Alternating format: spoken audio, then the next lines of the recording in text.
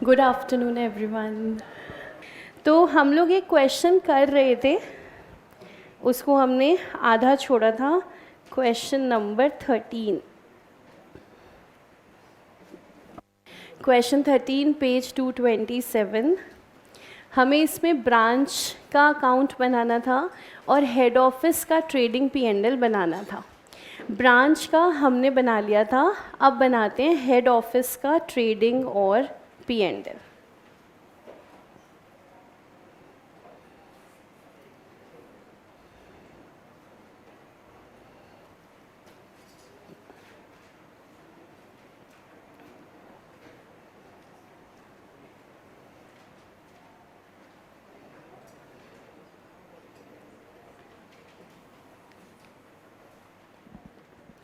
देखो, head office का जब हम ट्रेडिंग P&L बनाएंगे, इस ट्रेडिंग P&L में सारी ट्रांजैक्शंस वो आएंगी जो हेड ऑफिस ने खुद की हैं, और जो ब्रांच की ट्रांजैक्शंस थी क्या वो सारी की सारी इस अकाउंट में आएंगी? नहीं, क्योंकि उसके लिए हमने अलग से ब्रांच अकाउंट बनाया है, वहाँ से हमने नेट प्रॉफिट निकाला है और उस नेट प्रॉफिट को कहाँ ट्रांसफ़र करते हैं हम? हेड ऑफिस के P&L अकाउंट में। तो जब हम हमारे हेड ऑफिस के P&L पर आएंगे तो सबसे पहले तो हमने निकाला ग्रॉस प्रॉफिट, जो भी हमारा ग्रॉस प्रॉफिट है। इसके बाद यहाँ पर आ जाएगा बाय ब्रांच अकाउंट। ये क्या है? ये नेट प्रॉफिट ऑफ ब्रांच है, transferred to head office P&L।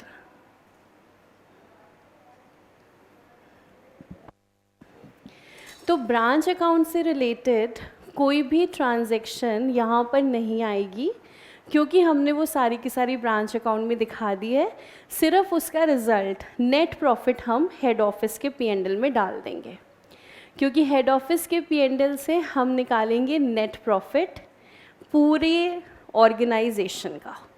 तो जितनी ब्रांचेस का प्रॉफिट या लॉस है सब इनकॉर्पोरेट करेंगे, तो लास्ट में आएगा पूरे ऑर्गेनाइजेशन का नेट प्रॉफिट या फिर नेट लॉस। तो ये हमने यहाँ पे ब्रांच का डाला प्रॉफिट। इसके अलावा सिर्फ एक एडिशनल चेंज और होगा। हेड ऑफिस के ट्रेडिंग अकाउंट में क्रेडिट साइड पर लिखा जाएगा by goods sent to branch.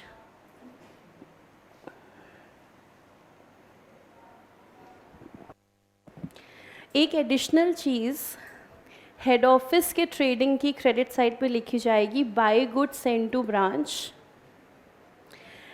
इसको समझने के लिए एक बार हम डेबिट साइड देखें।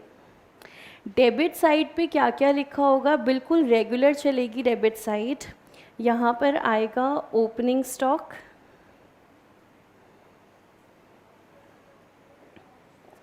फिर आएंगे हमारे परचेजेस,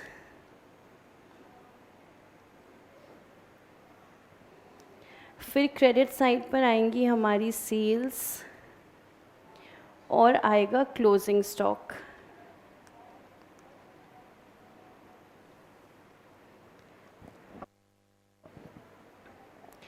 अगर बाय चांस कोई डायरेक्ट एक्सपेंस है तो वो आ जाएगा ट्रेडिंग अकाउंट में।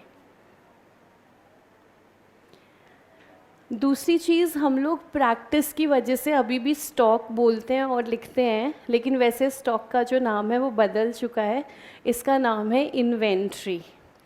तो जो IFRS आने के बाद जो चेंजेस हुए हैं तो इसका नाम इन्वेंट्री है, बट हम लोग फेमिलियर हैं स्टॉक वर्ड से तो मोस्टली स्टॉक बोलते हैं, स्टॉक लिखते हैं, लेकिन फिर भी ध्यान रखना इसका जो करेक्ट लेटेस्ट वर्ड है दैट इज़ इन्वेंट्री। IFRS आप समझते हो, इंटरनेशनल फाइनेंशियल रिपोर्टिंग स्टैंडर्ड्स।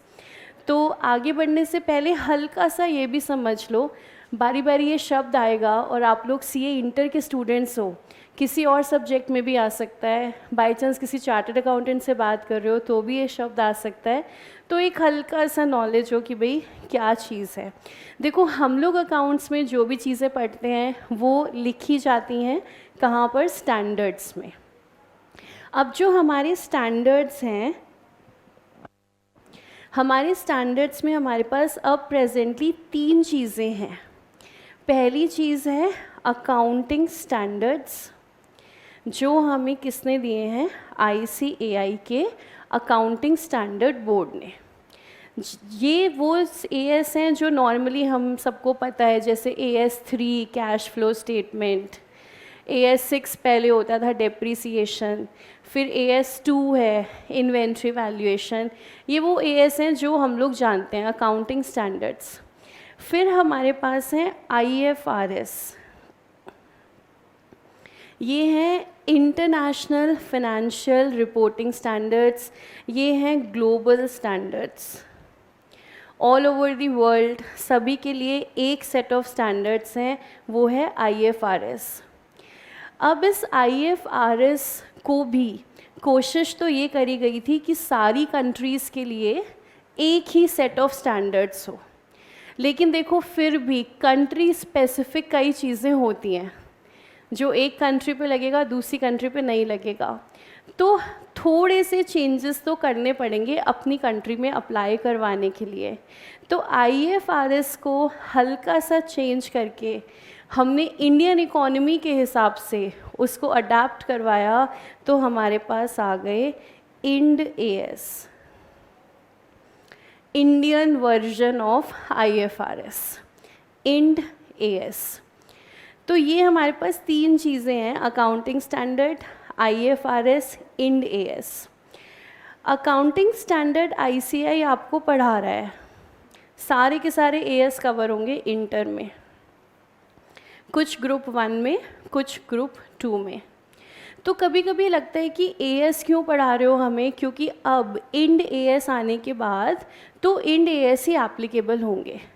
अब AS एप्लीकेबल नहीं है, IND AS एप्लीकेबल हैं। तो ऐसा लगता है कि हम क्यों पढ़ रहे हैं अकाउंटिंग स्टैंडर्ड्स। हम इसलिए पढ़ रहे हैं अकाउंटिंग स्टैंडर्ड्स क्योंकि हम IND AS को इस AS का बेस लेकर के पढ़ते हैं। हमें पहले AS समझ में आना चाहिए, तब हमें समझ में आएगा IND AS। तो अकाउंटिंग स्टैंडर्ड आपको सारे के सारे CA इंटर तक ICAI पढ़वा रहा है। IFRS आपको नहीं पढ़ाएंगे, आपको तो क्या पढ़ाए जाएंगे, IND AS। IND AS आप सारे के सारे पढ़ोगे CA फाइनल में, और इतनी डिटेल में पढ़ोगे कि CA फाइनल के अंदर अकाउंट्स के सब्जेक्ट में कोई चैप्टर है ही नहीं। CA फाइनल का अकाउंट्स का सिलेबस क्या है, all of the IND AS, कोई चैप्टर नहीं है, पूरा सिलेबस IND AS है। 1 बाय 1 आपको सारा का सारा डिटेल में जो है कराएंगे। अब ये जो IFRS जो बना है ना, ये एक्चुअली पहले भी ग्लोबल स्टैंडर्ड्स थे, ऐसा नहीं था पहले नहीं थे, पहले भी थे। उनका नाम था IAS, इंटरनेशनल अकाउंटिंग स्टैंडर्ड्स, ये पहले से चले आ रहे हैं। तो ये जो IFRS बना है ना, इन्होंने क्या काम किया, इन्होंने कहा ये जो IAS चले आ रहे हैं ये तो हम लेंगे सारे के सारे, प्लस हम थोड़े से नए AS भी बना रहे हैं, और ये दोनों चीज़ों को मिलाकर के कहा जाता है IFRS। तो देखा जाए ना तो 4 चीज़ें पढ़ने में सुनने में हमारे सामने आएंगी, accounting standard, IFRS, IAS international accounting standards, और IND AS। तो AS क्या है, ये हमारे अपने थे, अब हमारे बीच नहीं रहे, पर शुरू से हमारे अपने थे ये। IFRS ग्लोबल स्टैंडर्ड्स हैं, IND AS IFRS का कन्वर्जेंस और अडॉप्शन है। एज इट इज़ आप ले आते हो तो अडॉप्शन है, थोड़ा बहुत आपने चेंज कर दिया, कन्वर्जेंस है। आप पेपर कर रहे हो सामने वाले की, उसमें से आप कॉपी कर रहे हो, ठीक है, सब कुछ आपने कॉपी कर दिया, अडॉप्शन। ठीक है, आपने थोड़ा दिमाग लगाया, टीचर को पता नहीं चलना चाहिए कि मैंने चीटिंग करी है, चेंज कर दिया आपने, कन्वर्जेंस। थोड़ा सा हमने चेंज कर दिया तो हमारे पास आ गया IND AS। और IFRS क्या है, IFRS इज इक्वल्स टू पुराने वाले IAS प्लस थोड़े से नए स्टैंडर्ड्स। तो कभी आप अगर IFRS की नंबरिंग देखोगे तो आपको एक नंबर दो दो बार मिलेगा। तो लगता है ये दो दो बार कैसे आ रहा है? एक नंबर तो IFRS का है और एक आपका इंड AS का है। खैर वो बहुत डिटेल में CA फाइनल की बात है, पर अभी के लिए हाय हेलो करना था। ये शब्द हमें मिलते रहेंगे। IFRS की वजह से स्टॉक को नाम को बदल दिया है, नाम कर दिया है इन्वेंट्री। रीज़न ये था कि जो हमारा स्टॉक वर्ड है ना, अगर आप गूगल पे स्टॉक वर्ड डाल के सर्च करोगे ना, आपको गूगल इन्वेंट्री नहीं दिखाएगा, आपको गूगल दिखाएगा शेयर मार्केट के प्राइसेस। वो बोलेगा टाटा का स्टॉक इस पे चल रहा है, इन्फोसिस का स्टॉक इस पे चल रहा है। मार्केट में स्टॉक का मतलब शेयर है। तो IFRS ने टर्म को बदल दिया, हम स्टॉक नहीं बोलेंगे, हम बोलेंगे इन्वेंट्री। तो अब हम वापस आते हैं हेड ऑफिस के ट्रेडिंग अकाउंट पे। हमने कहा बिल्कुल रेगुलर ट्रेडिंग अकाउंट बन रहा है, एक ट्रांजैक्शन नहीं आ रही है, गुड्स सेंड टू ब्रांच। देखो जो हेड ऑफिस सामान ब्रांच को भेजेगा, यहीं से तो भेजेगा ना, इसी में से उठाएगा ना। ये हमारे पास सारा सामान पड़ा हुआ है, जितना हमारे पास स्टार्टिंग में था, जितना हमने इस साल खरीदा या हमने बनाया। हम ट्रेडर हैं या हम मैन्युफैक्चरर हैं। अब इसी सामान को हेड ऑफिस यहीं से सामान बेचेगा खुद और यहीं से ब्रांच के पास भिजवाएगा। मेरे पास MKG की जितनी बुक्स हैं वो सारी की सारी एक जगह पर पड़ी हुई हैं। अब अगर मुझे सामान खुद से स्टूडेंट्स को बेचना है तो मैं वहीं से बुक उठा के बेचूंगी। अगर मैं बुक्स ब्रांच के पास भिजवा रही हूँ, यहीं से वो ब्रांच के पास जाएंगी। तो सामान तो मेरा यही है, ओपनिंग स्टॉक प्लस परचेज। या तो खुद सेल कर दिया हेड ऑफिस ने या ब्रांच को भेज दिया, ब्रांच तुम आगे क्या कर देना, सेल कर देना। और जो ना सेल हुआ ना ब्रांच के पास गया, वो बच गया हमारा क्लोजिंग स्टॉक। यही सिचुएशन है ना, सामान स्टार्टिंग में था और मैंने कुछ और ख़रीदा। क्वांटिटी की बात करें, उस टोटल गुड्स में से कुछ बेच दिया, कुछ ब्रांच के पास गया, बचा हुआ हमारा क्लोजिंग स्टॉक। अगर मैं यहाँ से ये हटा दूँ GSTB, तो देखो ये इक्वेशन टैली नहीं होगी। तो हो सकता है opening stock plus purchase 5000 unit है, सेल की मेरी 1200 यूनिट है, क्लोजिंग स्टॉक की मेरी 800 यूनिट है, GSTB मैंने भेजा था 3000 यूनिट। अगर मैं उसको यहाँ नहीं डालूँगी तो फिर क्लोजिंग स्टॉक, सेल, GP ये सब जो है रॉन्ग अमाउंट पर आ जाएंगे। तो इसलिए हम क्या करते हैं, हेड ऑफिस के ट्रेडिंग अकाउंट में से हमने कहा आपके पास ओपनिंग स्टॉक है, आपके पास परचेज़ है, इसमें से कुछ आपने बेच दिया, कुछ आपका बच गया और जो ब्रांच को भेजा है उसको यहाँ से हटा दो। तो by goods send to branch. अगर आपको याद हो कंसाइनमेंट अकाउंट में कंसाइनर के ट्रेडिंग अकाउंट से हम सिर्फ एक ट्रांजैक्शन एडिशनल डालते थे, by goods sent on consignment. देखो CA का जो सिलेबस है ना, CA इंटर का सिलेबस है CA फाउंडेशन प्लस। जो CA फाउंडेशन में सीखा है उसका रेफरेंस बारी बारी आएगा।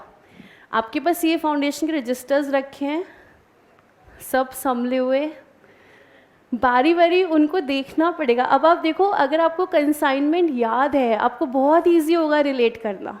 हाँ, हम ट्रेडिंग में लिखते थे by goods sent on consignment, बिल्कुल वैसे ही हमने यहाँ पे लिख दिया हेड ऑफिस के ट्रेडिंग में by goods sent to branch. तो चलो कोई बात नहीं, अपनी इस एक्सपीरियंस से ये सीख लेना CA फाइनल का सिलेबस क्या होगा, CA इंटर का सिलेबस प्लस। तो CA इंटर में जो भी करना है वो CA फाइनल तक काम आएगा। तो आप अच्छे से करना और अपने रजिस्टर सब संभाल के रखना, किसी को नहीं देने, फ्रेंड को नहीं देने, कज़न को नहीं देने, हमें चाहिए CA फाइनल तक की जर्नी में।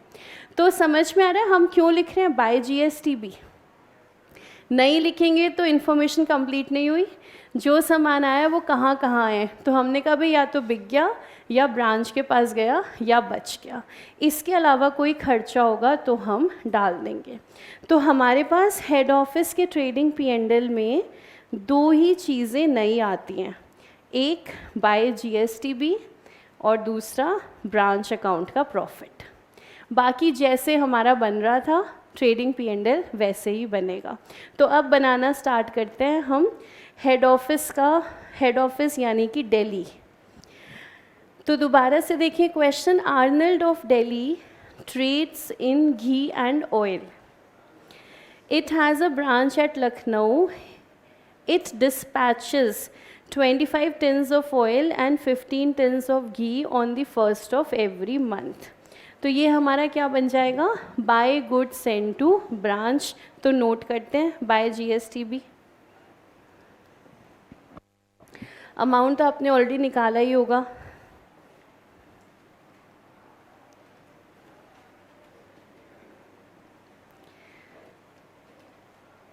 $25 tins ऑफ ऑयल 1000 रुपये पर, 15 tins ऑफ घी 1500 पर, हर महीने जा रहे हैं तो इंटू 12।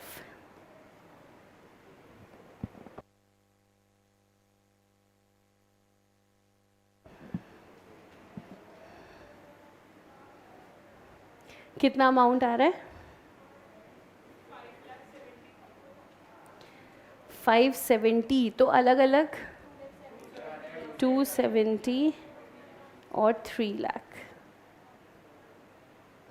उसके बाद हमारे पास जो डिटेल्स आ रही हैं, परचेजेस, दिल्ली हेड ऑफिस के परचेजेस लिख लेते हैं। घी है हमारे पास और ऑयल है।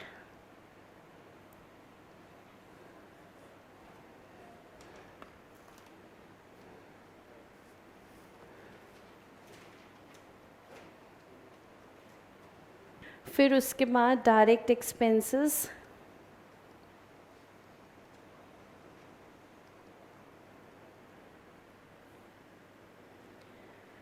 डायरेक्ट एक्सपेंसेस हेड ऑफिस के लिखेंगे हम। हेड ऑफिस के आ रहे हैं 383,275।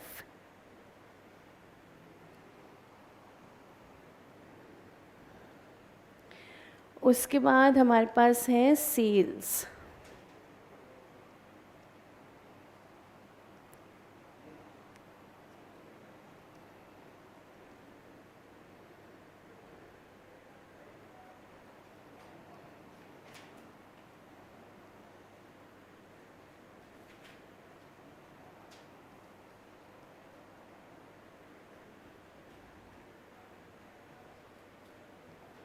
सेल्स के बाद हमारे पास है कलेक्शन ड्यूरिंग द ईयर, ये तो ब्रांच का है। फिर रेमिटेंसेस बाय ब्रांच, तो इसका हमें कुछ नहीं करना। उसके बाद नेक्स्ट टेबल में इंफॉर्मेशन आ रही है दिल्ली हेड ऑफिस की। सबसे पहले तो ओपनिंग स्टॉक है, वो नोट डाउन कर लेते हैं।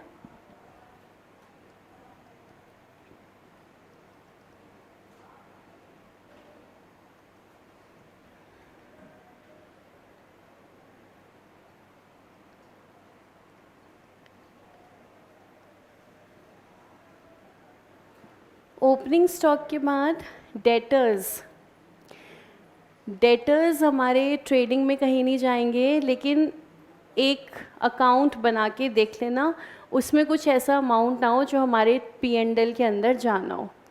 ऐसे ही cash on hand, furniture fitting, plant and machinery. क्या चीज़, स्टॉक, अच्छा हाँ जी 350 है ये, 150 और 350।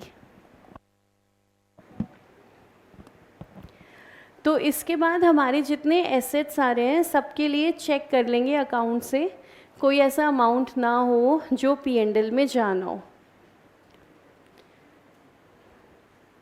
उसके बाद हमारे पास है लखनऊ ब्रांच की डिटेल्स, वो छोड़ देते हैं। और लास्ट में हमारे पास आ रहा है addition to plant and machinery on 1119।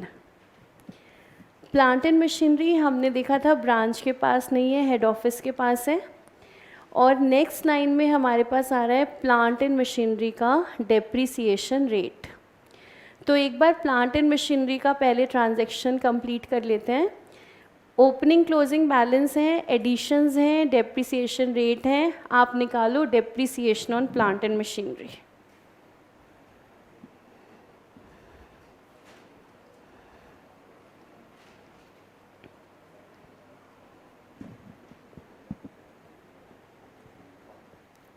हाँ जी, आया depreciation?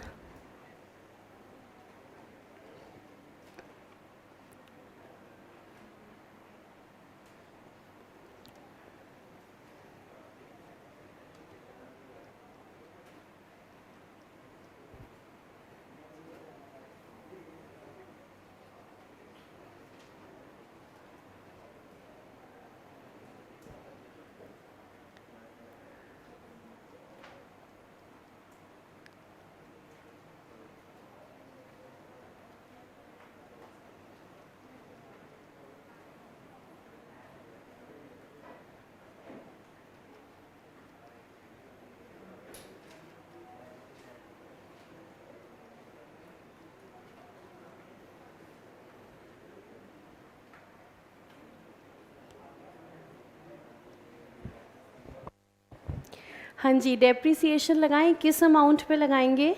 Opening balance plus editions, क्योंकि एडिशंस भी हमारे 1 जनवरी को ही हो रहे हैं, तो पूरे साल का डेप्रिसिएशन लगेगा।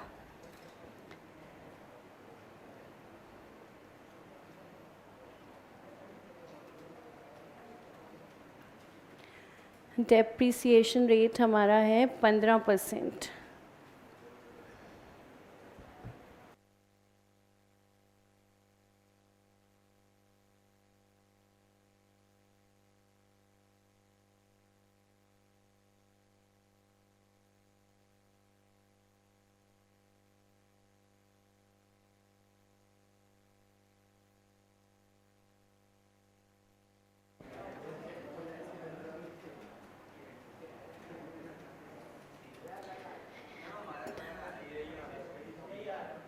अलग आ रहा है, अमाउंट अलग आ रहा है।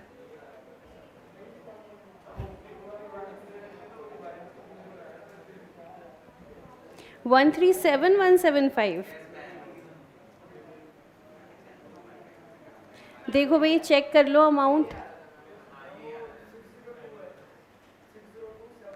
अच्छा, कोई अमाउंट गलत हो गया क्या?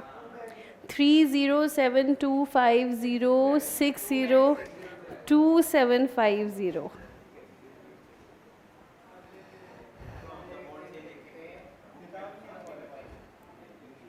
अच्छा, अब ठीक आ रहा है? अब पहले वाला आ रहा होगा 136,500। ये जो लिखते लिखते प्लेसेस बदल जाती है ना, जैसे अभी मैंने किया 27 लिखना था, 72 लिख दिया, तो ये बहुत ही कॉमन एरर है अकाउंट्स में, और इसका प्यारा सा नाम है, इसको बोलते हैं ट्रांसपोजिशन एरर। क्या बोलते हैं इसको? Transposition error. अगर आप पोजीशन बदल देते हो डिजिट्स की और फिर मिस्टेक आपसे हो जाती है, तो दैट इज़ ट्रांसपोजिशन एरर। अब देखिए बैलेंस सीडी कितना आ रहा है।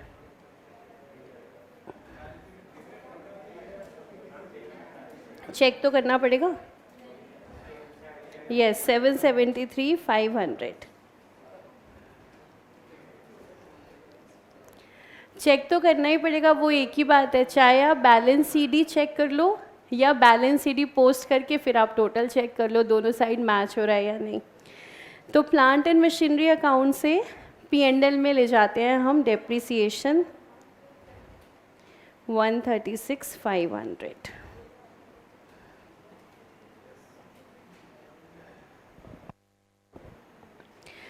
उसके बाद फर्नीचर एंड फिटिंग्स का भी डेप्रिसिएशन है, चेक कर लेते हैं।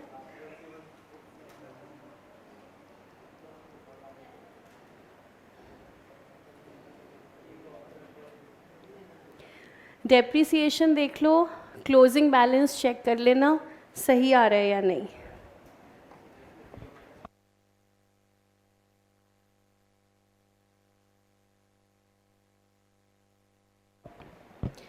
10% का रेट चल रहा है, तो 2150। और हमारे पास ओपनिंग बैलेंस है 21,500, इससे माइनस करोगे 2150, क्लोजिंग बैलेंस आ गया। तो यहाँ पे सिर्फ डेप्रिसिएशन का एडजस्टमेंट होना है। अच्छा, डेटर्स अकाउंट आप बना चुके हो, देखो वहाँ से कुछ P&L में जाना है। लास्ट टाइम बनाया होगा ना हमने डेटर्स अकाउंट। डेटर्स अकाउंट में से P&L में कुछ नहीं जाना। और कैश ऑन हैंड देखो, कैश इन हैंड ठीक है, हमारे पास तो ज़्यादा इन्फॉर्मेशन सारी है नहीं, तो बना के देख लो कैश इन हैंड अकाउंट। इसमें तो कुछ नहीं जा रहा जो P&L के अंदर हमें शो करना पड़े। कैश अकाउंट तो हमने लास्ट टाइम नहीं बनाया था, अभी बना के देख लेते हैं हेड ऑफिस का।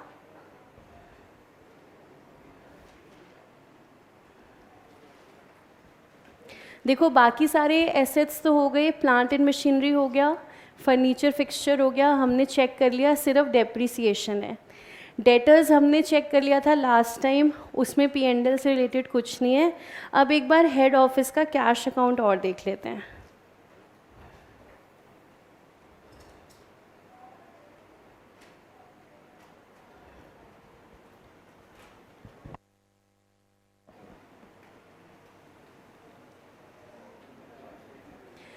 हमारा बैलेंस ब्रॉट डाउन आ रहा है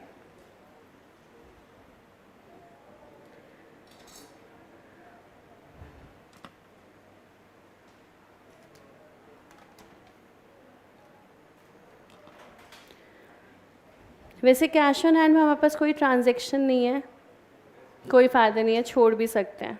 तुम लोग पहले ही छोड़ के बैठे थे, वेरी गुड, बहुत ही इंटेलिजेंट बच्चे हैं।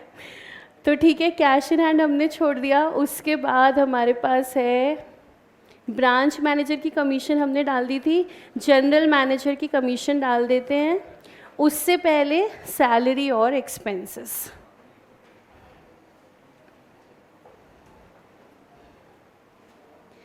सैलरी हमारी चल रही है जनरल मैनेजर की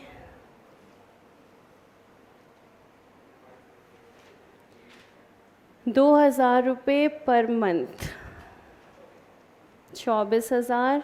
फिर हमारे पास हैं जनरल एक्सपेंसेस,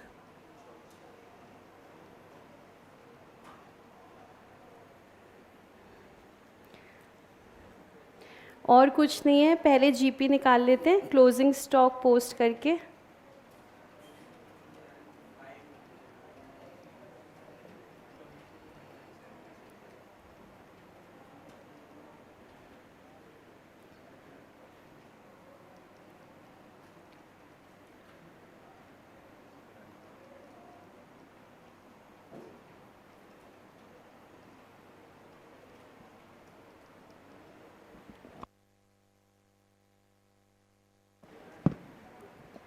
देख लीजिए ग्रॉस प्रॉफिट कितना आ रहा है।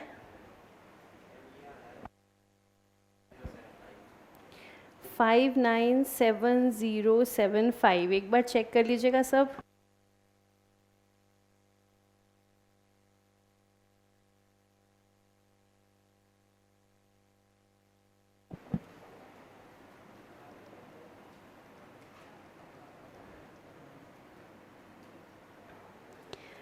पहले जीपी निकाल लेते हैं, फिर ब्रांच का प्रॉफिट भी डाल देते हैं। देखिए कितना आ रहा था, 53032।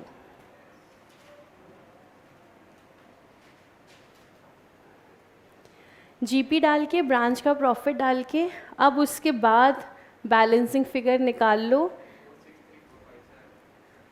463,457 जनरल मैनेजर की कमीशन देते हैं। रेट हमारे पास आ रहा है 10% आफ्टर चार्जिंग, तो 10/110। 4 अमाउंट, पहले प्रॉफिट कितना आ रहा था, 463,457। देखिए एक बार चेक करते जाइएगा अमाउंट्स। और कमीशन 421 32।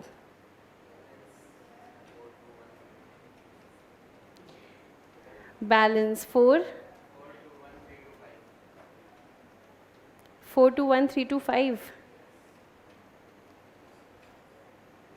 देखिए प्लीज़ अमाउंट्स चेक कर लीजिएगा सारे, बैलेंसिंग फिगर्स हमारी कैलकुलेशन मिस्टेक ना हो। और नेट प्रॉफिट तक हम आ गए 421,325। देखो आराम से देखो क्वेश्चन नंबर 13, कहीं कोई डाउट हो तो बताओ, वैसे डाउट होना नहीं चाहिए। सिंपल हमारा ट्रेडिंग P&L चल रहा है, बस हमने ब्रांच का प्रॉफिट डाला है और by goods send to branch एक एडिशनल ट्रांजैक्शन हमने डाली है। ब्रांच की बात करें तो जैसे हम ब्रांच अकाउंट बना रहे थे हमने वैसे ही वो अकाउंट बनाया है। तो एक जगह आप लोगों को कन्फ्यूजन रहता है, गलती हो जाती है, तो बस ध्यान रखना ब्रांच अकाउंट के अंदर कैश सेल्स और क्रेडिट सेल्स नहीं आती हैं, रेमिटेंसेस आती हैं, जितना पैसा भिजवाया, और जो एक्सपेंसेस हेड ऑफिस पे करता है वो ब्रांच अकाउंट के अंदर दिखाई देते हैं। सिर्फ मैंने ये 2 पार्ट पे देखा है, कुछ बच्चों की गलती हो रही है, तो इस चीज़ को बस ध्यान रखना, कैश सेल क्रेडिट सेल नहीं दिखाना, रेमिटेंसेस टू हेड ऑफिस दिखाना है, और जो खर्चा हेड ऑफिस ने पे कर दिया वो ब्रांच अकाउंट के अंदर हम दिखाएंगे। ठीक है, क्लियर? चलें आगे। अब देखो ये जो क्वेश्चन नंबर 13 था, हेड ऑफिस ने यहाँ पे ब्रांच को सामान भेजा कॉस्ट पे या हायर देन कॉस्ट। ये जो क्वेश्चन आपने किया इसमें सामान जो भेजा गया है वो कॉस्ट पर है या हायर देन कॉस्ट प्राइस पर है? कॉस्ट पर है ना, अगर हायर देन होता तो कुछ रिजर्व की बात होती। ये सामान कॉस्ट पर भेजा है, हमने देखा कि अगर कॉस्ट से ज़्यादा पर भेजते हैं तो डेटर्स मेथड में क्या होता है, तो हमने देखा कुछ खास नहीं होता, रिज़र्व निकाल लेते हैं, दोनों साइड पे डाल देते हैं। किस किस का? ओपनिंग का, क्लोजिंग का, GSTB का। फिर हमने देखा स्टॉक एंड डेटर्स मेथड में क्या होता है, इसमें भी हमने देखा कुछ खास नहीं होता, रिज़र्व निकाल लो, ब्रांच एडजस्टमेंट अकाउंट में डाल दो। अब अगर हम बात करें फाइनल अकाउंट्स की, तो मैंने आपसे ये बात करी थी कि फाइनल अकाउंट्स में कुछ खास चेंज नहीं होता, जैसे बन रहा है वैसे ही बनेगा। ठीक है, लेकिन इसके अंदर एक माइन्यूट चेंज है। बोलोगे मैम पहले बोल देती है नहीं होता, फिर मैम कहेंगी छोटा सा चेंज है। छोटा सा चेंज है, देखो सपोज़ हेड ऑफिस ने ब्रांच के पास सामान भिजवाया, ये सामान भिजवाया जा रहा है इनवॉइस प्राइस पर। सपोज़ इनवॉइस प्राइस है 120, इस सामान की कॉस्ट है 1 लाख। तो हेड ऑफिस ने ब्रांच को सामान भिजवाया है एट इनवॉइस प्राइस जो है 120। अब अगर हमसे कहा जाता है आप ट्रेडिंग P&L बनाओ ब्रांच का, ट्रेडिंग P&L बनाओ ब्रांच का, हमने ट्रेडिंग अकाउंट बनाया, इस ट्रेडिंग अकाउंट में जो कि हम बना रहे हैं ब्रांच के लिए, इस ट्रेडिंग अकाउंट में हमने यहाँ पे लिखा 2 GSTB। 2 GSTB ये कितने रुपए पर आएगा? ये देखो 1,20,000 रुपये पर आएगा। रीज़न, ब्रांच के लिए कॉस्ट क्या पड़ी? 1,20,000। हमने कहा ट्रेडिंग अकाउंट कॉस्ट पे बनता है, यहाँ पर कॉस्ट ही शो होगी, लेकिन यहाँ पे कॉस्ट बदल गई है। हेड ऑफिस के लिए कॉस्ट 1 लाख है, लेकिन अगर ब्रांच को मैंने सामान 1,20 पे भिजवाया तो ब्रांच के लिए तो कॉस्ट कितनी पड़ी? 1,20। तो ब्रांच का जब ट्रेडिंग बनाएंगे हम तो opening stock GSTB, closing stock invoice price पे दिखाएंगे, पर क्यों? क्योंकि वो ब्रांच का क्या है? Cost price.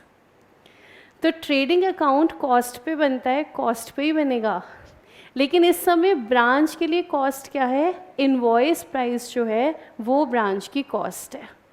तो ब्रांच का ट्रेडिंग चलता रहेगा इनवॉइस प्राइस के ऊपर। अब बाद में हम क्या करते हैं, हमने ये ट्रेडिंग वगैरह पूरा बना दिया, P&L बना दिया, हमने नेट प्रॉफिट निकाला। अब इस नेट प्रॉफिट को हम कहाँ लेकर के जाते हैं, हेड ऑफिस के P&L में। ठीक है, यहाँ से मैंने नेट प्रॉफिट निकाला, इस नेट प्रॉफिट को हम ले गए, हम P&L बना रहे थे हेड ऑफिस का, वहाँ पर ये नेट प्रॉफिट आ गया।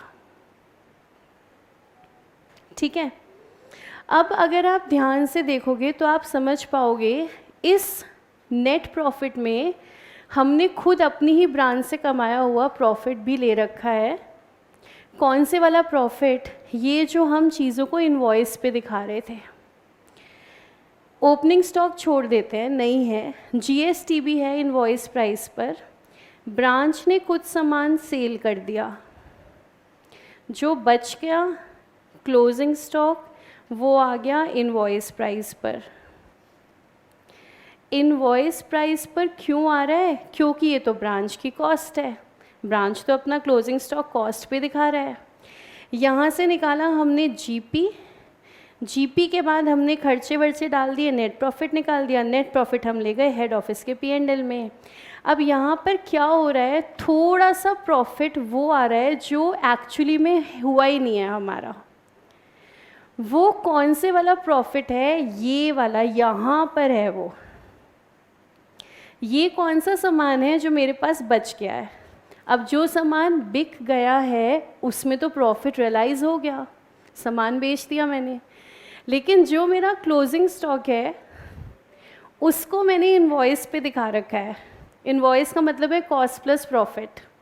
वो सामान अभी बिका नहीं, वहाँ से प्रॉफिट, यहाँ से ये कुछ जीपी में आया, जीपी से ये एनपी में आया, एनपी से ये यहाँ आया। अब हम कह रहे हैं वो प्रॉफिट ले रखा है जो सामान तो आपने बेचा ही नहीं। तो यहाँ पर क्या होता है, क्लोजिंग स्टॉक का रिजर्व दिखाया जाता है हेड ऑफिस के P&L में।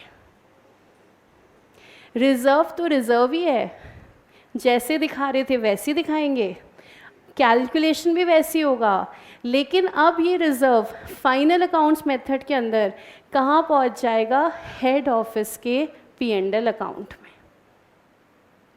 एक बार फिर से देखो, हेड ऑफिस को कॉस्ट पड़ रही है 1 लाख रुपए की, ये सामान वो ब्रांच को भेज देता है 1,20,000 पे।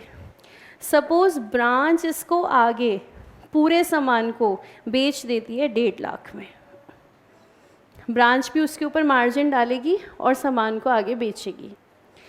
तो जो हमने सामान भेजा वो यहाँ पर आ गया 2 GSTB। जो सामान बिक गया वो बिक गया, उस पर तो प्रॉफिट आ ही गया। जो बच गया वो हमने दिखा दिया इनवॉइस प्राइस पे। इनवॉइस प्राइस पर क्यों, क्योंकि ये ही ब्रांच की कॉस्ट है। फिर हमने ग्रॉस प्रॉफिट निकाला, फिर हमने नेट प्रॉफिट निकाला। नेट प्रॉफिट को हम P&L के हेड ऑफिस के P&L में ले गए। अब जब हम यहाँ तक प्रॉफिट ले आए तो मेरे पास कुछ पोर्शन है अनरियलाइज्ड प्रॉफिट, मतलब मुझे ये प्रॉफिट हुआ नहीं है अभी, पर मैंने दिखा रखा है क्योंकि मैंने क्लोजिंग स्टॉक को इनवॉइस प्राइस पे दिखा रखा है। तो मैंने अब ये काम किया, हेड ऑफिस के P&L में मैंने एक एडिशनल एंट्री डाली टू क्लोजिंग स्टॉक रिजर्व, तो उससे ब्रांच का नेट प्रॉफिट करेक्ट हो गया और फाइनली हमें हमारा नेट प्रॉफिट जो है मिल गया। तो अब हम ज़रा इसकी प्रैक्टिस करते हैं कि अगर हम फाइनल अकाउंट्स मेथड में हैं तो जो स्टॉक का रिज़र्व है वो ब्रांच के ट्रेडिंग P&L में नहीं, कहाँ जाएगा, वो हेड ऑफिस के P&L के अंदर। और इसी के साथ साथ हम अगले मेथड की भी प्रैक्टिस कर रहे हैं। हमारी जो ब्रांचेस थी वो 2 कैटेगरी की थी, डिपेंडेंट, इंडिपेंडेंट। डिपेंडेंट कौन सी हैं, जिसका books of accounts head office बनाता है। इंडिपेंडेंट जो अपनी बुक्स खुद बनाती हैं। डिपेंडेंट इंडिपेंडेंट इनलैंड ब्रांचेस होती हैं, फॉरेन ब्रांचेस तो हमारी होती ही इंडिपेंडेंट हैं। डिपेंडेंट ब्रांचेस की बुक्स ऑफ अकाउंट्स में हम सीख रहे थे, अगर सामान कॉस्ट प्राइस पे गया, अगर सेल प्राइस पर गया, debtors method, stock and debtors method, final accounts method. फिर तीसरा था अगर सामान होल सेल प्राइस पर गया। अगर सामान होल सेल प्राइस पर जाता है, सब कुछ सेम चलता है, कुछ फ़र्क नहीं हो पड़ता, कुछ नहीं बदलता, सिर्फ रिज़र्व के कैलकुलेशन का तरीका जो है वो बदलता है, बाकी सब कुछ हमारा एकदम सेम रहता है। तो अब हम आने वाले 3-4 क्वेश्चंस में 2 चीज़ों की प्रैक्टिस कर रहे हैं। अगर होलसेल प्राइस होता है तो रिज़र्व कैसे निकालें, और दूसरा अगर फाइनल अकाउंट्स मेथड चल रहा है तो ब्रांच के स्टॉक का रिज़र्व हेड ऑफिस के P&L के अंदर हम दिखाएंगे। तो ज़रा आए हम क्वेश्चन नंबर 9 पर। क्वेश्चन नंबर 9 देखो, following is the information of Jammu branch for the year ending 31 March 20। Information हमारे पास है, goods are invoiced to the branch at cost plus 20 and the sale price is cost plus 50। तो suppose हमने कहा cost price is 100। If cost price is 100 then invoice price cost plus 20 ये हो गया 120 और सेल प्राइस 150। तो head office ने branch को भेजा है 120 रुपये पे, ब्रांच आगे सेल कर रहा है 150 रुपये में। उसके बाद हमारे पास ओपनिंग स्टॉक है, goods send during the year, sales during the year, expenses incurred at the branch, ascertain the profit earned by branch during the year. Profit निकालना है, आगे कुछ नहीं लिखा, हम ट्रेडिंग P&L से निकालेंगे। Ascertain the profit earn by branch. दूसरा, ascertain branch stock reserve in respect of unrealised profit. Unrealised profit closing stock में छुपा हुआ है। कहाँ पे छुपा हुआ है? क्लोजिंग स्टॉक के अंदर। क्यों छुपा हुआ है? हमने उसको इनवॉइस प्राइस पे दिखा रखा है, उसमें प्रॉफिट जुड़ गया और सामान हमारा बिका नहीं है, हमारे पास ही है, तो प्रॉफिट जोड़ रखा है। प्रॉफिट कैसा है? Unrealised profit. तो दोनों काम करते हैं, फर्स्ट पार्ट से स्टार्ट करते हैं, ब्रांच का ट्रेडिंग P&L बनाते हैं।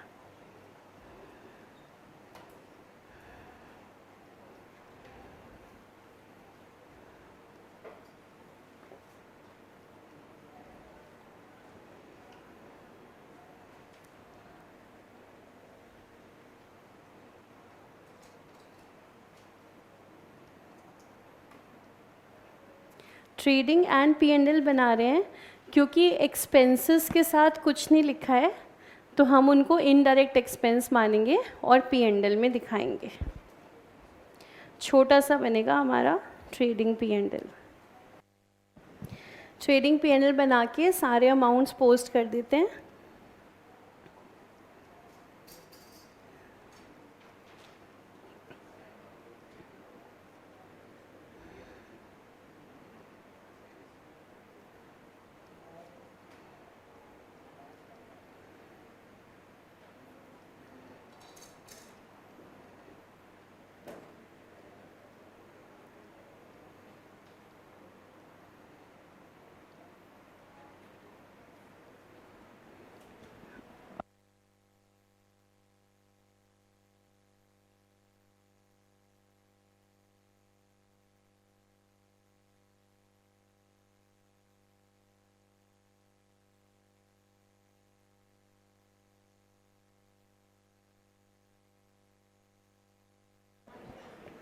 देखो ट्रेडिंग P&L बनाया हमने और क्वेश्चन की जो इन्फॉर्मेशन थी वो हमने पोस्ट करी है। Opening stock, goods send to branch और सेल्स। ओपनिंग स्टॉक और GST भी हमने इनवॉइस प्राइस पर दिखाया है, हालांकि ये ट्रेडिंग अकाउंट है। क्यों? क्योंकि यही हमारे ब्रांच को कॉस्ट पड़ती है सामान की। अब हमें इसको कंप्लीट करना है और हमें निकालना है जीपी। लेकिन जीपी तक पहुंचने के लिए एक इन्फॉर्मेशन हमें चाहिए जो मिसिंग है, क्लोजिंग स्टॉक।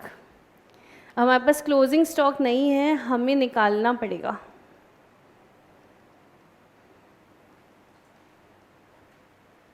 क्लोजिंग स्टॉक कैसे निकालते हैं? आपने ज़रूर ऐसा कुछ सीख रखा होगा। COGS क्या होता है? Opening stock plus purchases minus closing stock plus direct expenses. या तो ऐसे निकाल लो, या फिर दूसरा तरीका है, भाई COGS निकाल रहे हो तो सेल्स माइनस प्रॉफिट। फिर अगर COGS आ गया आपके पास तो GP भी आ जाएगा। GP कैसे आएगा? Sales minus COGS। दो तरीके हैं, या तो क्लोजिंग स्टॉक निकाल लो GP बैलेंसिंग फिगर, या GP निकाल लो closing stock balancing figure. Solve करने के लिए हमारे पास हिंट क्या क्या मिल रही है? हमें तो प्राइसेस मिल रहे हैं। क्वेश्चन कह रहा है कॉस्ट प्राइस है 100, इनवॉइस प्राइस है आपका 120, सेल प्राइस है 150। मतलब सामान जो ब्रांच के पास गया है वो 120 पे गया है, सामान जो ब्रांच ने बेचा है वो 150 पर बेचा है। अब आप देखो क्या निकाल सकते हो, GP निकालोगे या क्लोजिंग स्टॉक निकालोगे? सोचो ज़रा आराम से।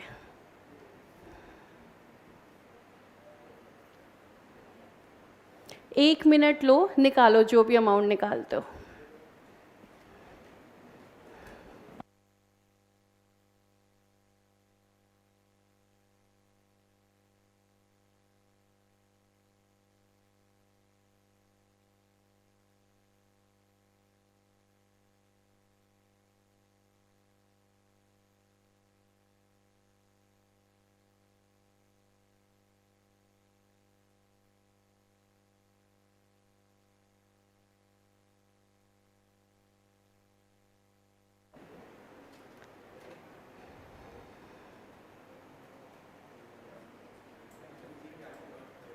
क्या निकाल सकते हैं? ग्रॉस प्रॉफिट निकाल सकते हैं। बताओ क्या अमाउंट निकाल रहे हो? 2,40,000 एक आंसर आ गया है हमारे पास।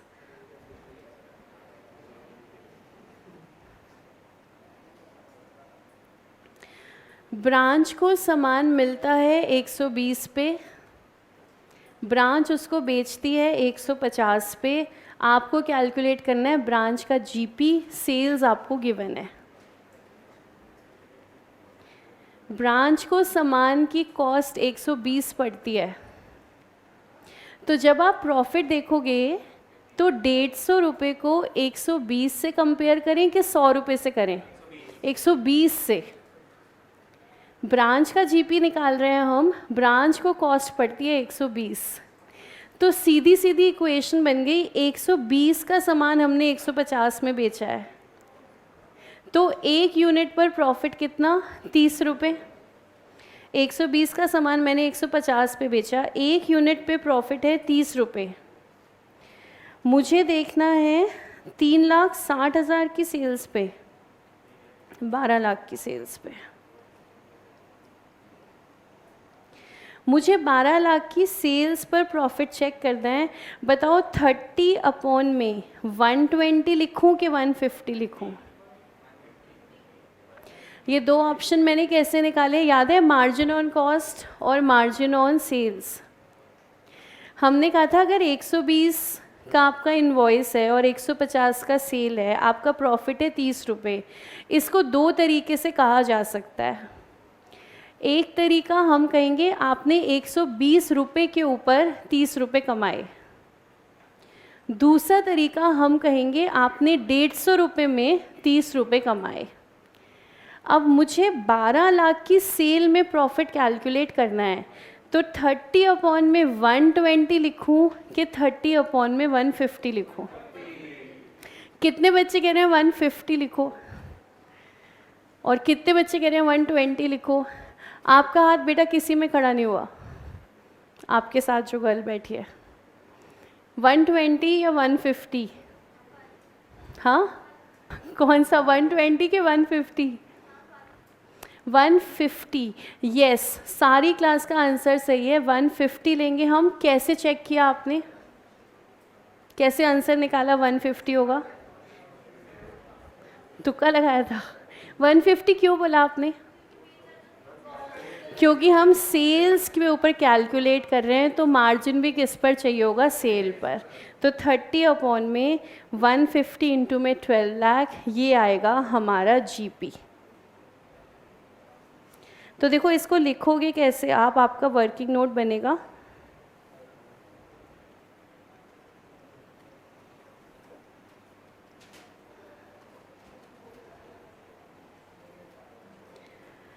वर्किंग नोट पेपर में दिखाना पड़ेगा। वर्किंग नोट सिंपल बनाएंगे। Let cost price 100, then invoice price is 120, sale price is 150। फिर दिखाएंगे हम जीपी।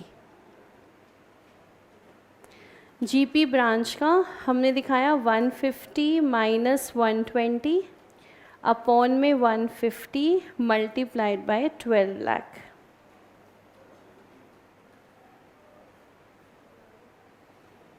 देखो कितना प्रॉफिट आ रहा है, 2,40,000। अब अगर जीपी आ गया तो क्लोजिंग स्टॉक तो हमारा बैलेंसिंग फिगर आ जाएगा, चेक कर लो। 360, यस, ग्रॉस प्रॉफिट 240, फिर क्लोजिंग स्टॉक बैलेंसिंग फिगर आ जाएगा 360।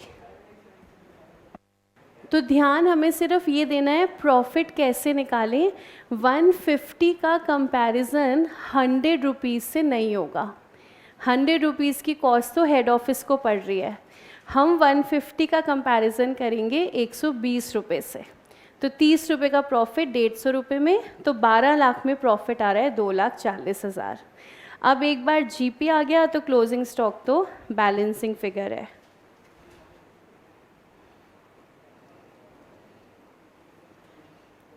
जीपी के साथ मेंशन करेंगे वर्किंग नोट नंबर 1, और क्लोजिंग स्टॉक के साथ मेंशन करेंगे बैलेंसिंग फिगर।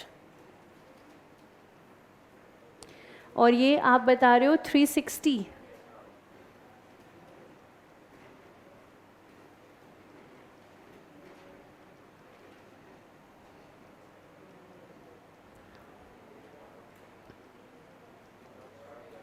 नेट प्रॉफिट कितना आ रहा है 195।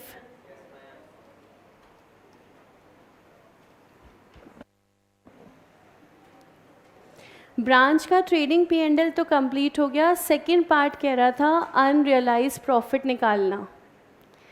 अनरियलाइज प्रॉफिट है क्लोजिंग स्टॉक के 3,60,000 रुपये में। हालांकि ये बैलेंसिंग फिगर है, लेकिन डेफिनेटली कौन सा प्राइस है ये, इनवॉइस प्राइस। हमें ये देखना है इनवॉइस प्राइस में प्रॉफिट कितना है। तो देखें अनरियलाइज्ड प्रॉफिट,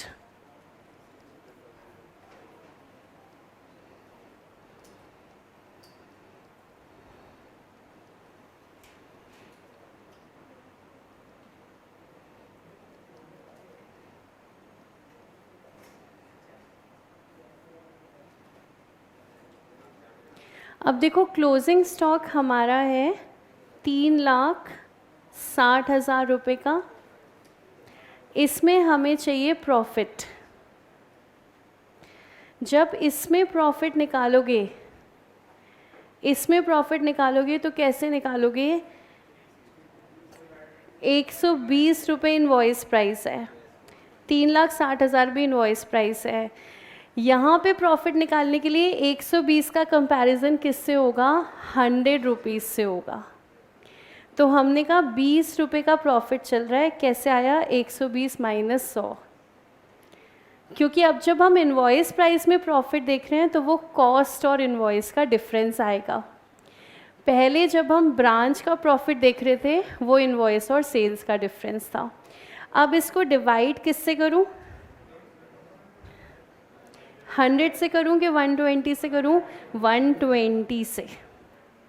रीज़न 3,60,000 हमारा इनवॉइस प्राइस है, तो मार्जिन भी हमें किस पर चाहिए होगा? इनवॉइस प्राइस पर। तो जिस चीज़ के ऊपर मार्जिन डाल रहे हो डिनोमिनेटर में सेम चीज़ होनी चाहिए।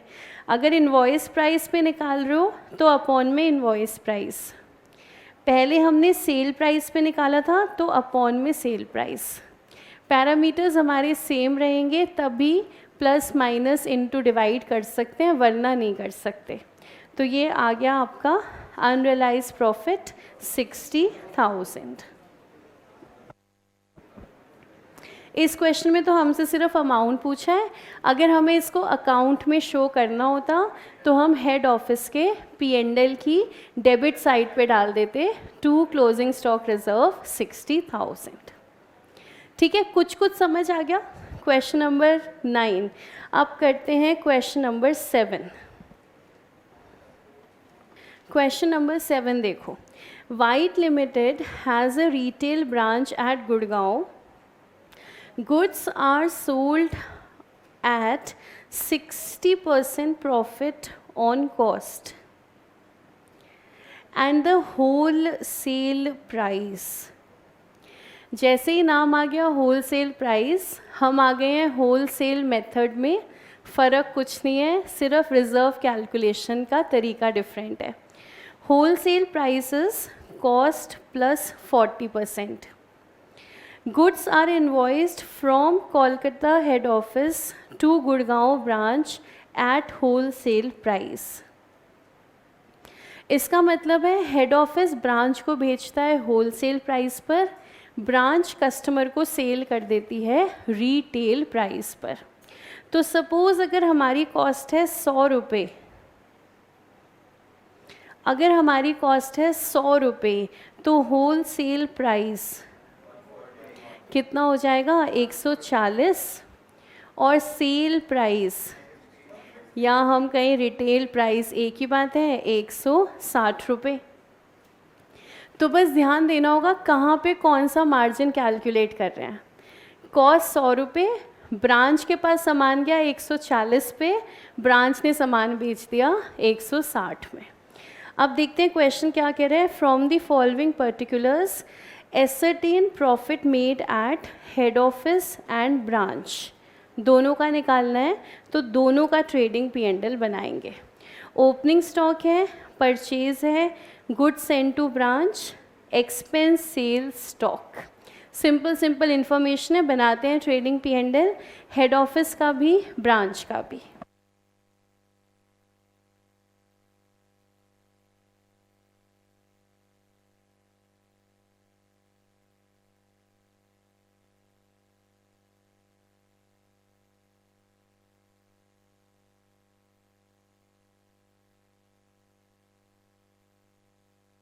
आप किसी का भी पहले बना सकते हो, वैसे तो हम साथ साथ भी बना सकते हैं 2 कॉलम में, लेकिन अभी नहीं बनाएंगे, अभी कॉन्सेप्ट सीख रहे हैं, पहले कॉन्सेप्ट सीख लें। ये भी ऑप्शन अवेलेबल है, आप 2 कॉलम करके भी बना सकते हो। मतलब आपने लिखा 2 ओपनिंग स्टॉक, हेड ऑफिस और ब्रांच, पर अभी नहीं बनाएंगे, अभी ज़्यादा कॉम्प्लिकेट हो जाएगा, अभी 2 बनाते हैं अलग अलग।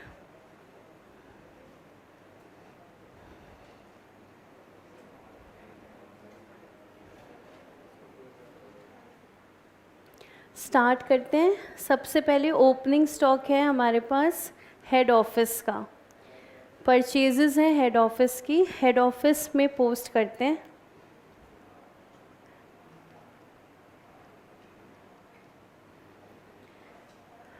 ओपनिंग स्टॉक 175,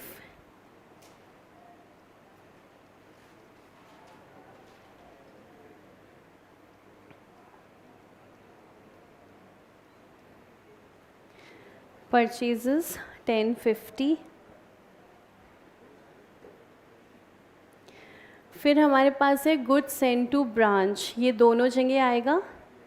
हेड ऑफिस में लिखेंगे by good send to branch, और ब्रांच में 2 GSTB या फिर goods received from head office, कुछ भी लिख सकते हैं।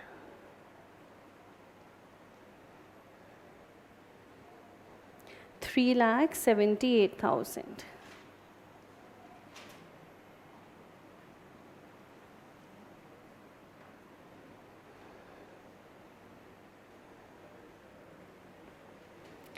उसके बाद हमारे पास है सेलिंग एक्सपेंसेस, P&L में डाल देते हैं।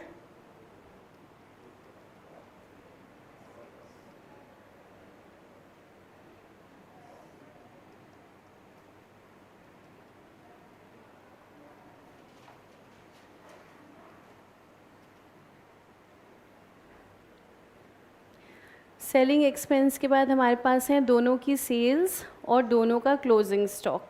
आसान है, पोस्ट कर देते हैं।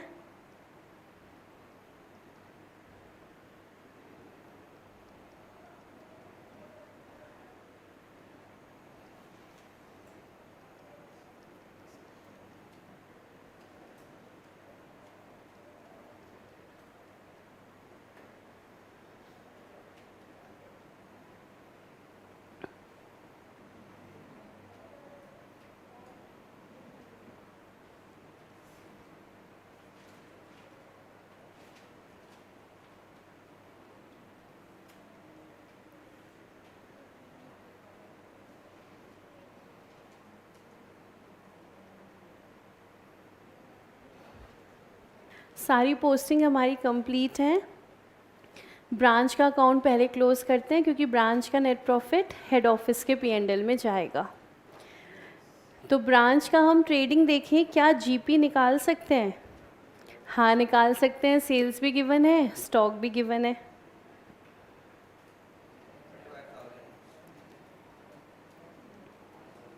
GP आ गया 35,000।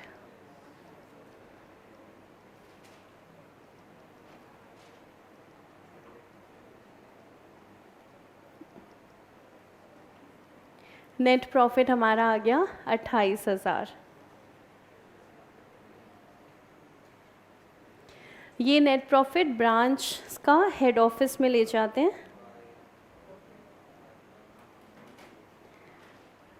ब्रांच के P&L से प्रॉफिट आ रहा है 28,000 का। ब्रांच के अकाउंट कंप्लीट हो गए। हेड ऑफिस पर आते हैं। पहले हेड ऑफिस का GP।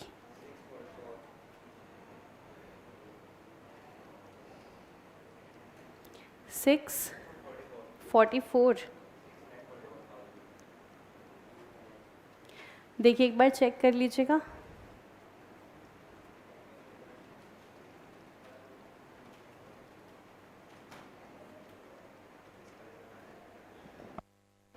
ग्रॉस प्रॉफिट पोस्ट करने के बाद फिर हमें बस एक एडिशनल काम करना है। क्लोजिंग स्टॉक रिजर्व यहाँ पर आएगा।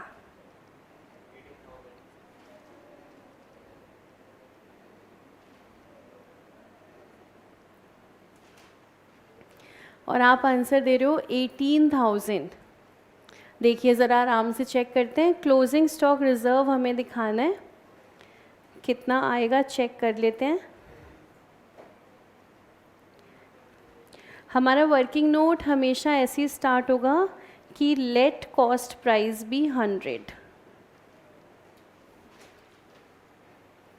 हम वर्किंग नोट में ऐसे ही लिखेंगे, let cost price be 100। Cost price 100 है तो फिर होल सेल प्राइस ये हो जाता है 140 और सेल प्राइस या रिटेल प्राइस 160।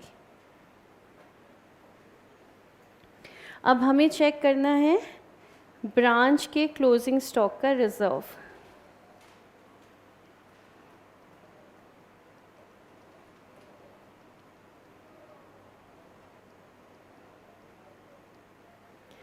क्लोजिंग स्टॉक तो ब्रांच का है पर रिजर्व दिखेगा हेड ऑफिस के P&L में। क्लोजिंग स्टॉक हमारे पास है 63,000।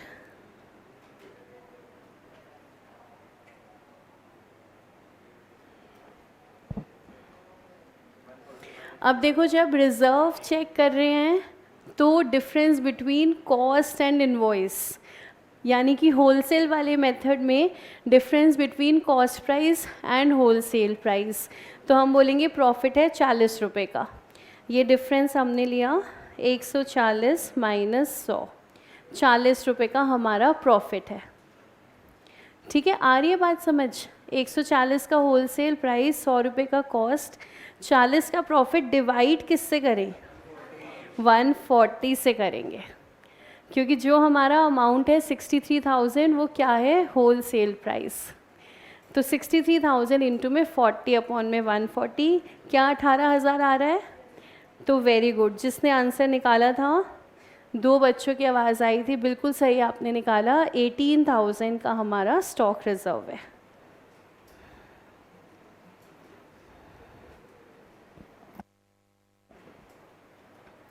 स्टॉक रिज़र्व कैलकुलेशन मैंने कहा था डिफरेंट है। डिफरेंट क्या है? बस ध्यान रखना है किस समय कौन सा प्राइस लेना है, किसको किससे माइनस करके प्रॉफिट हमें देखना है। अब क्वेश्चन हमारा कंप्लीट है, बस नेट प्रॉफिट देखना है। 598।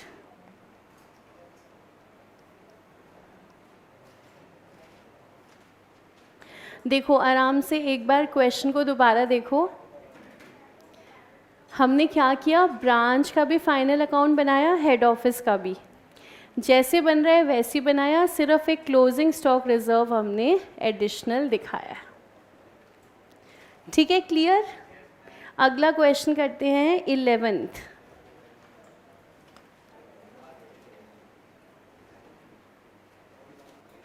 क्वेश्चन 11 एक बार आप रीड आउट करो। आप सोचो एक बार, होलसेल प्राइस कितना होगा, रिटेल कितना होगा, और 3 अकाउंट्स मांगे हैं, 3 फॉर्मेट बना लो।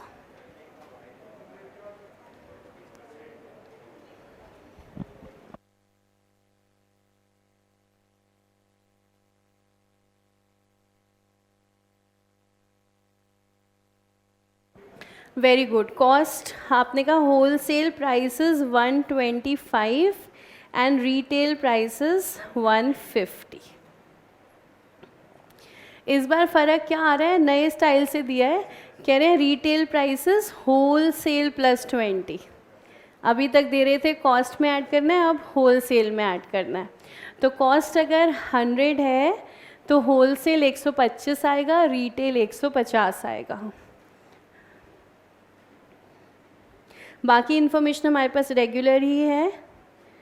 आउटलेट का मतलब होता है ब्रांच, तो ब्रांच स्टॉक बनाना है। ब्रांच स्टॉक हमें पता है ना चुपके से क्या होता है, ब्रांच ट्रेडिंग होता है। तो ब्रांच ट्रेडिंग बनाना है, ब्रांच P&L बनाना है। स्टॉक रिजर्व अभी मैं आपको बताऊंगी कैसे बनाते हैं ये अकाउंट, लेकिन बाकी 2 तो हमें आते हैं, तो बनाना स्टार्ट करते हैं।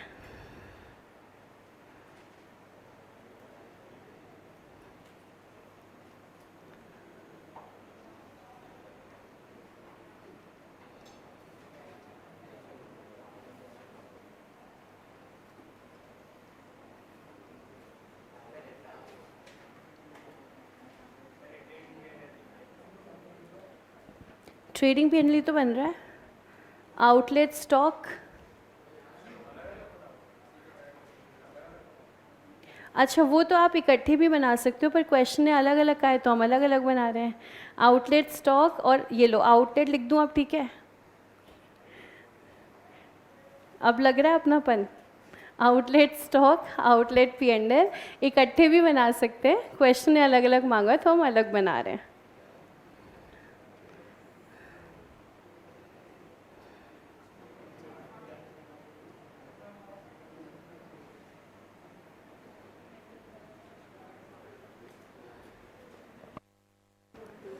फॉर्मेट बना के फिर इंफॉर्मेशन पोस्ट करना स्टार्ट करते हैं।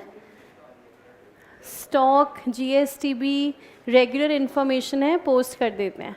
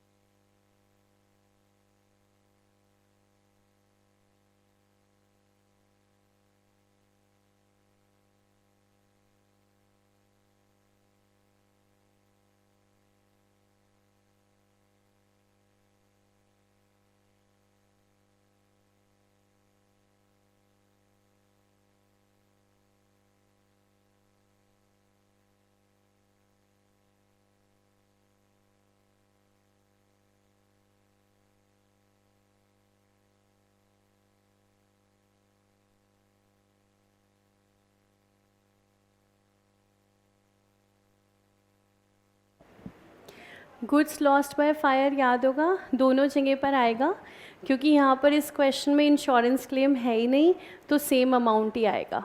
ट्रेडिंग में by loss by fire, P&L में टू लॉस बाय फायर। तो क्वेश्चन ने हमें अमाउंट बताया नहीं है, तो सीधी सी बात है बैलेंसिंग फिगर ही निकालेंगे, गुड्स लॉस्ट बाय फायर। और इस बार हम देख रहे हैं कि हमारे पास दो अमाउंट्स मिसिंग हैं, सेल्स मिसिंग है, लॉस बाय फायर मिसिंग है। तो लॉस बाय फायर तो बैलेंसिंग फिगर ही निकलेगा। सेल्स देखो, क्या आप निकाल सकते हो? निकाल तो सकते हो। क्यों निकाल सकते हो? क्योंकि ग्रॉस प्रॉफिट दिया हुआ है।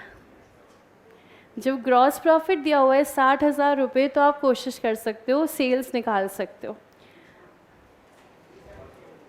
तो पहला आंसर तो आ भी गया हमारे पास 370। तो भाई एक आंसर आ रहा है 378।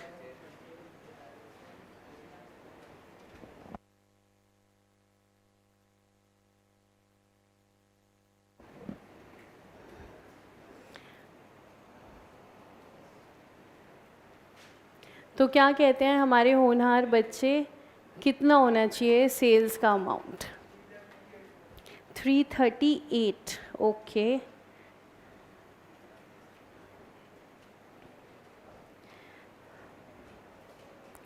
तो एक बार वापस से याद कर लेना। इफ़ कॉस्ट प्राइस इज़ 100, तो इसके अकॉर्डिंग हमारा होल सेल आ रहा है 125, और हमारा रिटेल या सेल आ रहा है 150।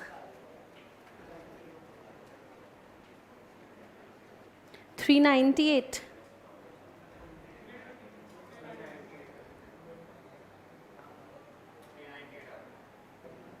काफ़ी बच्चे 398 कह रहे हैं। अच्छा, 398 कैसे निकाला आपने? किसको किससे मल्टीप्लाई डिवाइड किया बताओ?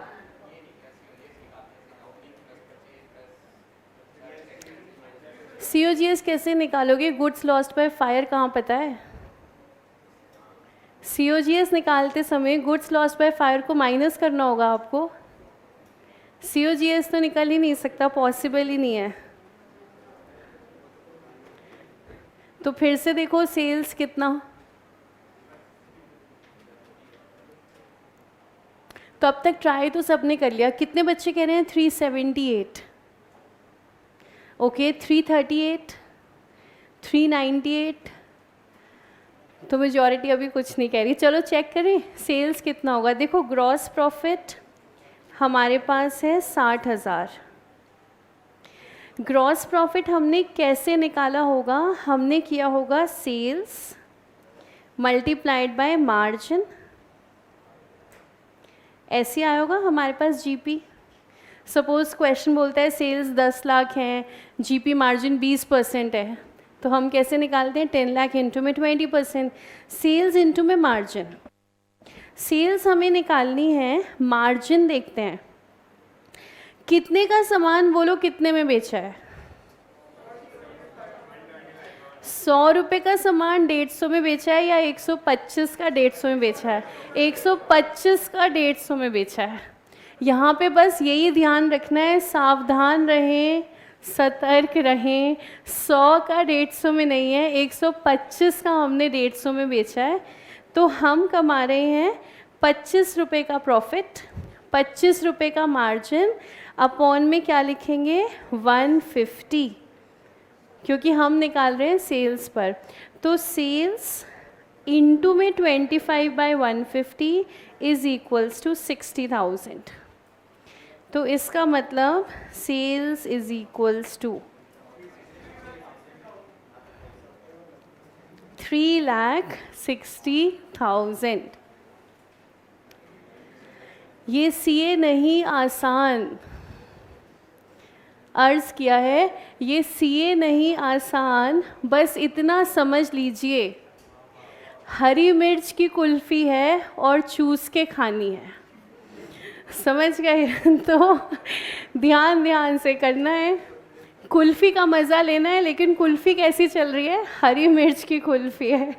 तो देखो ज़रा ध्यान से, सेल्स 360, बात समझ में आ रही है? तो रिज़र्व कैलकुलेशन हमारे पास तीन तीन प्राइसेस आ रहे हैं, ध्यान रखना है प्रॉफिट कितना और अपॉन में किस चीज़ से हम उसको इवैल्यूएट करेंगे। तो हम यहाँ पे कह रहे हैं 25 रुपये का प्रॉफिट है 150 रुपये के अंदर। तो सेल्स हमारी आ गई 360, सेल्स पोस्ट कर दो, गुड्स लॉस्ट बाय फायर देख 18,000, बाय सेल्स देखो 360, लॉस्ट बाय फायर 18,000।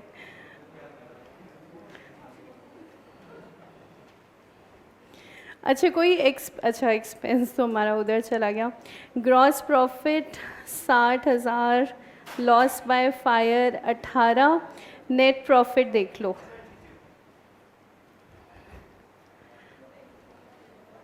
22,000।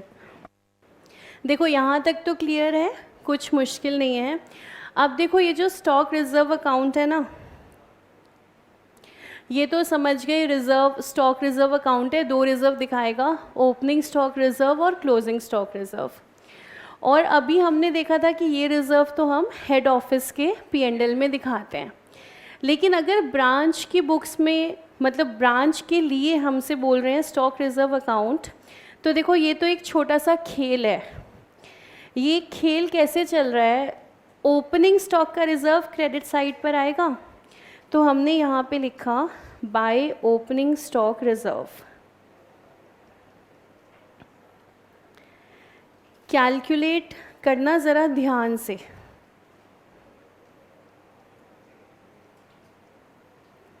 $30,000 पर कितना मार्जिन लेना है हमें?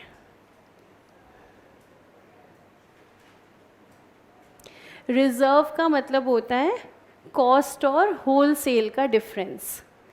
रिज़र्व हमेशा कॉस्ट और नेक्स्ट प्राइस का डिफरेंस आएगा। तो 100 और 125, 25 रुपये का डिफरेंस, 25 अपॉन में 125 करेंगे, तो 30,000 इंटू में 25 अपॉन 125, ये हो गया 6,000।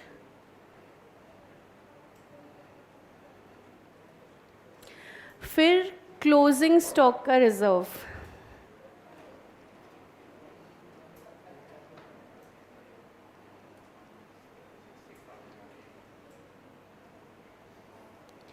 क्लोजिंग स्टॉक हमारा है 36,000, सेम रेशो लगेगा, 25 अपॉन में 125।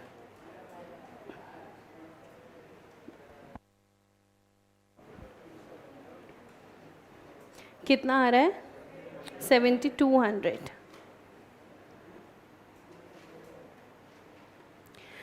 अब क्या करना है, क्योंकि ये रिज़र्व तो हमें हेड ऑफिस के P&L में दिखाना होता है, तो हम क्या खेल खेल रहे हैं, हमने क्रेडिट साइड पे लिखा by opening stock reserve, debit side पे लिखेंगे टू हेड ऑफिस P&L 6,000 रुपये, ये हम वहाँ पे ले गए। हमने डेबिट साइड पे लिखा to closing stock reserve, credit side पे लिखेंगे बाय हेड ऑफिस P&L।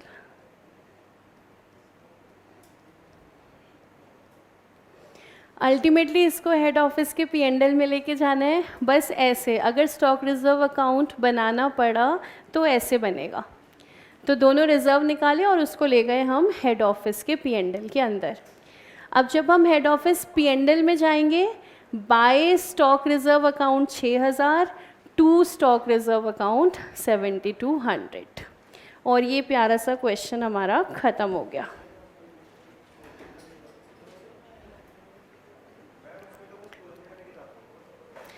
नहीं, वो तो क्लोजिंग का लेके जा रहे हैं, तो ओपनिंग तो ऑटोमेटिक हो ही गया ना। वो तो मैं बात हमेशा रेफरेंस देती हूँ क्लोजिंग का, पर जहाँ क्लोजिंग है वहाँ ओपनिंग तो आएगा ही आएगा। तो दोनों रिजर्व हमारे हेड ऑफिस में जाएंगे। देखो यहाँ तक क्लियर है। फिर क्वेश्चन नंबर 28 आप ट्राई करना। चॉकलेट क्वेश्चन है, जिसका सबसे पहले हो जाए तो आप आके सॉल्व कर सकते हो। क्वेश्चन नंबर 28, समझ जाओ क्या बनाना है? ट्रेडिंग और P&L बनाना है, हेड ऑफिस और ब्रांच का।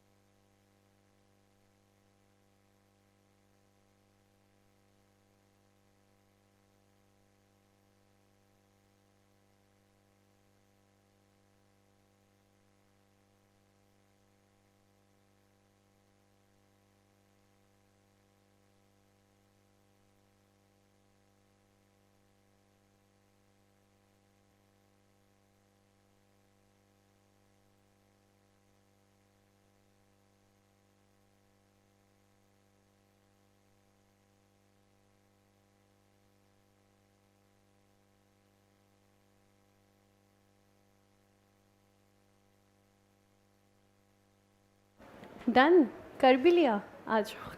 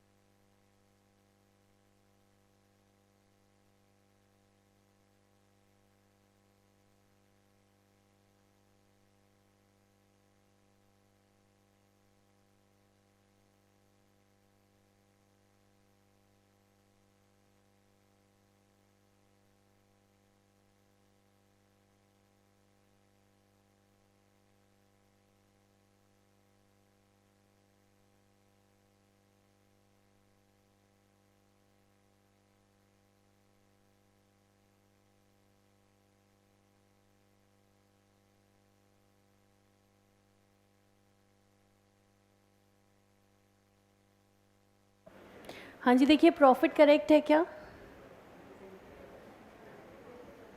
Yes, it is correct.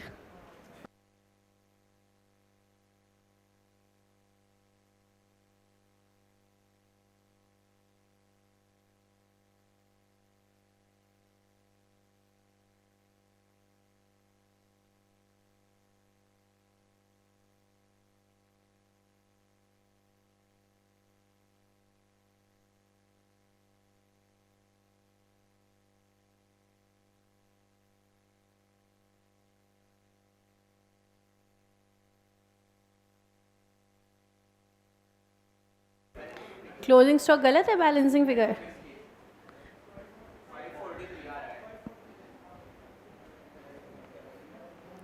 Balancing figure गलत है तो किसी और को चांस मिलेगा।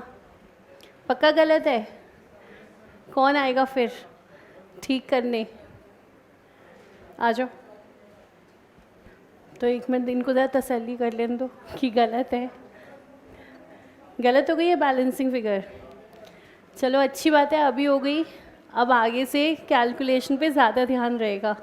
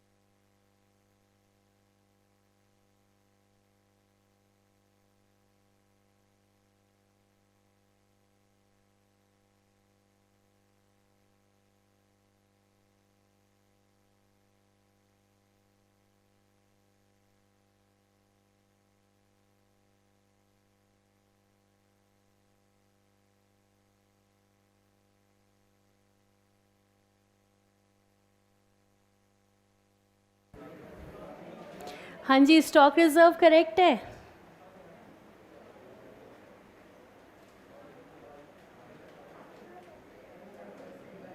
क्या स्टॉक रिजर्व सही है?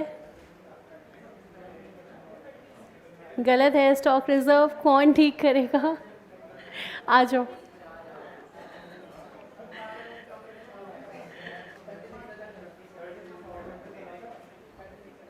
ऐसे कैसे चला जाएगा?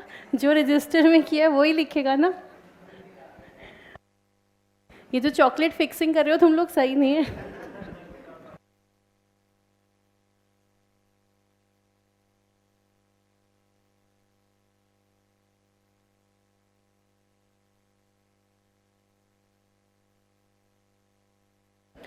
Yes, correct. Closing stock reserve is 36.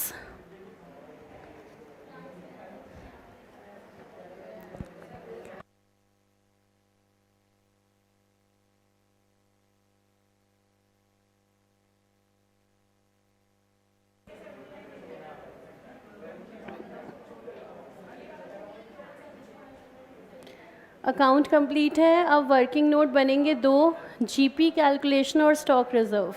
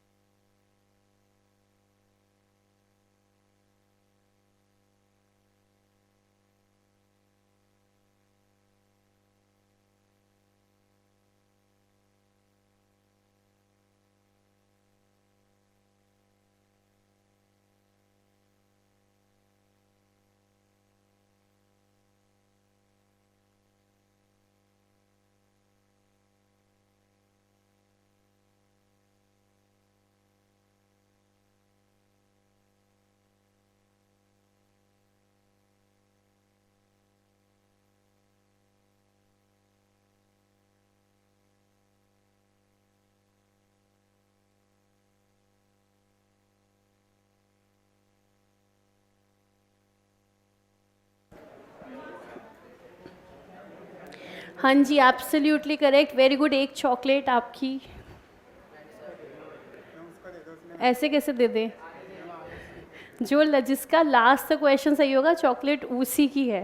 Well deserving chocolate है। Very good.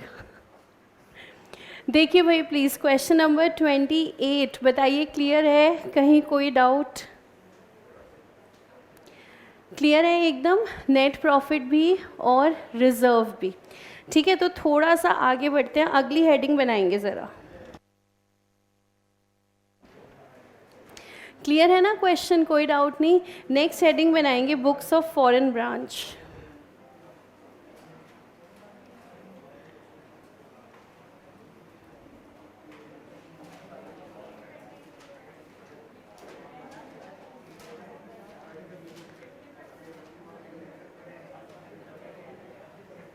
देखो हमारी जो अकाउंटिंग चल रही है वो क्या चल रही है, इंटेग्रल की है, डिपेंडेंट, इंडिपेंडेंट, और दूसरी है फॉरेन ब्रांच। तो हमने इंटेग्रल का यानी कि इनलैंड वाली जो हमारी ब्रांच है उसका डिपेंडेंट देख लिया, इंडिपेंडेंट बाद में देखेंगे। उससे पहले देख रहे हैं फॉरेन ब्रांच की अकाउंटिंग। फॉरेन ब्रांच जो कि हमारी इंडिपेंडेंट ब्रांच है, अपने बुक्स ऑफ अकाउंट्स अपने आप ही बनाएगी, हम तो सिर्फ उसका प्रॉफिट जो है वो ले लेंगे। तो बुक्स ऑफ फॉरेन ब्रांच, इसमें एक लाइन लिखेंगे, trial balance of foreign branch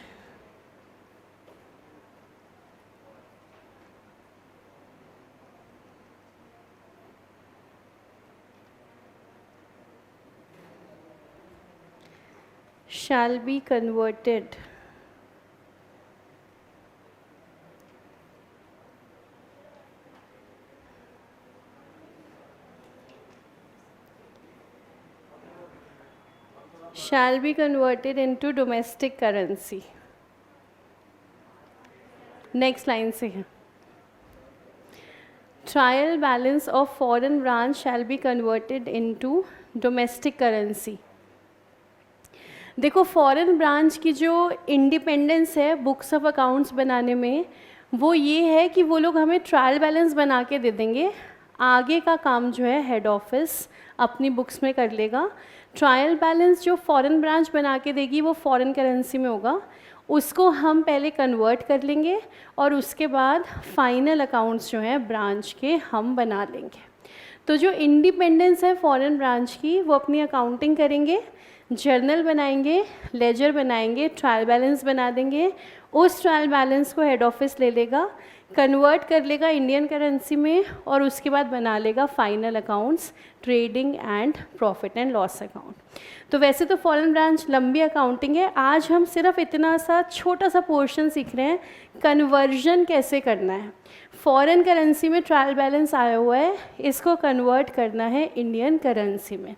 तो देखो क्वेश्चन नंबर 19 पर ज़रा एक प्यारी सी नज़र डालते हैं,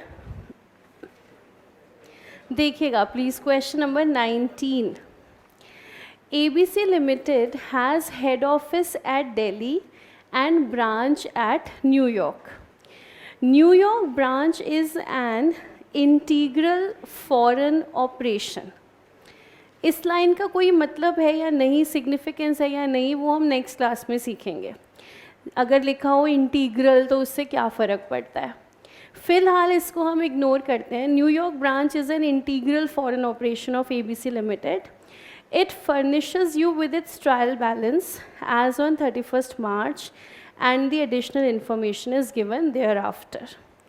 हमारे पास ट्रायल बैलेंस आ रहा है जिसमें हम देख रहे हैं ओपनिंग स्टॉक है, purchases, sales, debtors, creditors, bill of exchange, expenses, bank balance, Delhi head office. जहाँ पर ब्रांच हमारी इंडिपेंडेंट ब्रांच होगी वहाँ पर एक चीज़ कॉमन आएगी, ब्रांच की बुक्स में हेड ऑफिस का अकाउंट आएगा और हेड ऑफिस की बुक्स में ब्रांच का अकाउंट आएगा, क्योंकि दोनों एक दूसरे के साथ ट्रांजैक्शन कर रहे हैं। तो क्योंकि ये इंडिपेंडेंट ब्रांच है इसलिए इनकी बुक्स में आ रहा है दिल्ली हेड ऑफिस अकाउंट। अब देखो मुझे अगर डॉलर से रुपीज़ में जाना है, सब कुछ मेरे पास डॉलर्स में गिवन है, मुझे इसे कन्वर्ट करना है इंडियन रुपीज़ में, तो मुझे एक्सचेंज रेट लगाना पड़ेगा। एक्सचेंज रेट समझते हो, ऐसा न्यूज़ में देखा होगा $1 is equals to 70 rupees, $1 is equals to 72। Exchange rate क्या है, करेंसी कन्वर्जन का रेट है। तो मुझे डॉलर से जो रुपीज़ में जाना है, ट्रायल बैलेंस को कन्वर्ट करना है, आसान सा काम है। डॉलर से रुपीज़ में जाएंगे with the help of exchange rate. अब देखो ट्रायल बैलेंस के बाद आपको एक्सचेंज रेट दिए हुए हैं। कह रहे हैं 1 अप्रैल को एक्सचेंज रेट चल रहा है ₹40 पर $। इसका मतलब है $1 इज़ इक्वल्स टू 40 रुपीज़। 31 मार्च को रेट चल रहा है $1 इज़ इक्वल्स टू 42। और पूरे साल का हमने एक एवरेज रेट निकाला है, वो चल रहा है $1 इज़ इक्वल्स टू 41 रुपीज़। उसके बाद कह रहे हैं न्यूयॉर्क ब्रांच का अकाउंट दिखा रहा है ये बैलेंस। ब्रांच की बुक्स में हेड ऑफिस का अकाउंट है, हेड ऑफिस की बुक्स में ब्रांच का अकाउंट है। अब हमें ट्रायल बैलेंस कन्वर्ट करना है। आपके पास 3 रेट हैं।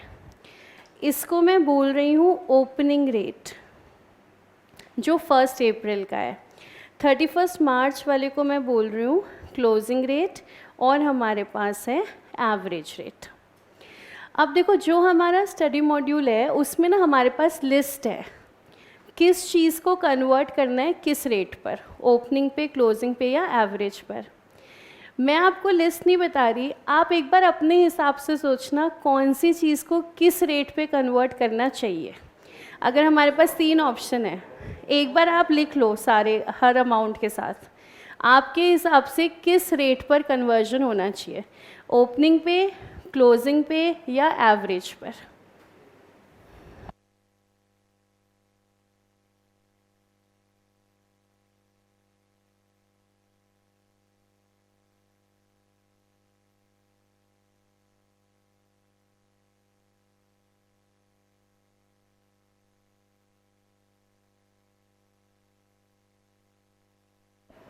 डन।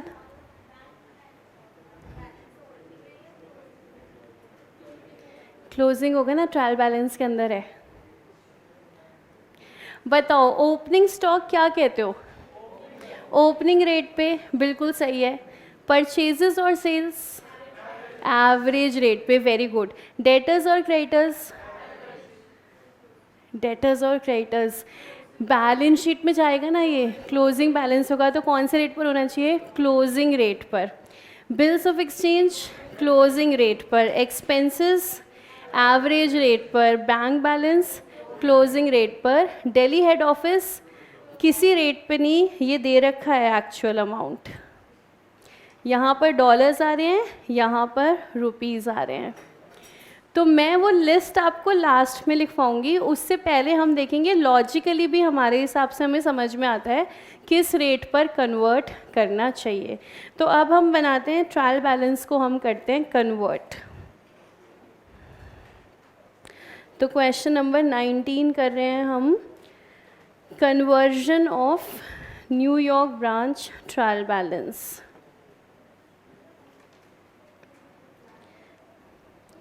सबसे पहले तो हम लिख रहे हैं in the books of head office. अब हेड ऑफिस कर रहा है ये काम, हेड ऑफिस हमारा है ABC limited.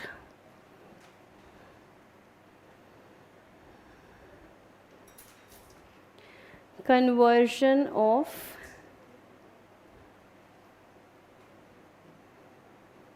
New York branch trial balance.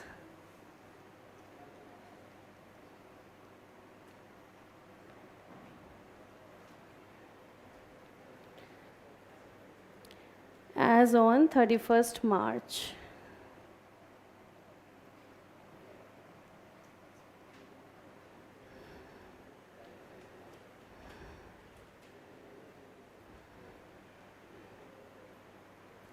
Convert करेंगे, 6 कॉलम बनाएंगे हम।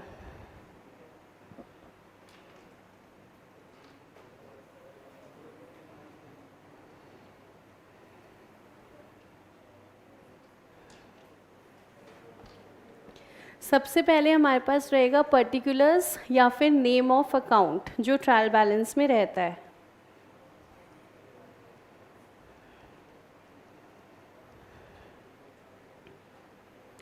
फिर हम लिखेंगे अमाउंट जो हमारा फॉरेन करेंसी में आ रहा है डॉलर। फिर हम लिखेंगे हमारा कन्वर्जन बेसिस।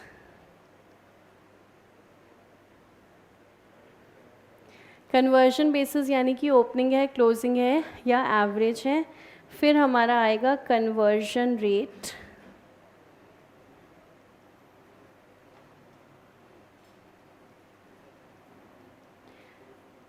और फिर डेबिट अमाउंट और क्रेडिट अमाउंट।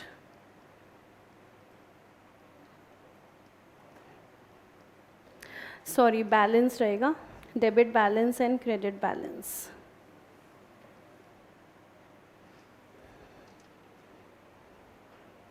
तो हमारी जो फॉरेन ब्रांच की बुक्स हैं, फर्स्ट स्टेप रहेगा ट्रायल बैलेंस को कन्वर्ट करना है, फॉरेन करेंसी से अपनी इंडियन करेंसी में लाना है। ट्रायल बैलेंस बनाएंगे, 6 कॉलम्स आ रहे हैं। Name of the account, debit balance और क्रेडिट बैलेंस, ये कॉलम तो हमेशा ही होते हैं ट्रायल बैलेंस में। अब सिर्फ 3 कॉलम्स एडिशनल हैं, amount in dollars, conversion basis और कन्वर्जन रेट। तो स्टार्ट करते हैं, 1 बाय 1 सारे अकाउंट को कन्वर्ट करते हैं। सबसे पहले हमारे पास है ओपनिंग स्टॉक।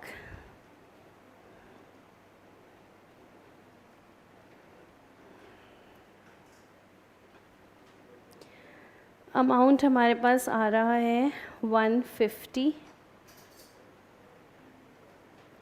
कन्वर्जन बेसिस रहेगा ओपनिंग रेट। कन्वर्जन बेसिस में ओपनिंग या क्लोजिंग या एवरेज। ओपनिंग रेट हमारा आ रहा है 40 रुपीज़। तो कन्वर्जन रेट हम लिख रहे हैं 40 रुपये और इसको कन्वर्ट कर देते हैं 6000।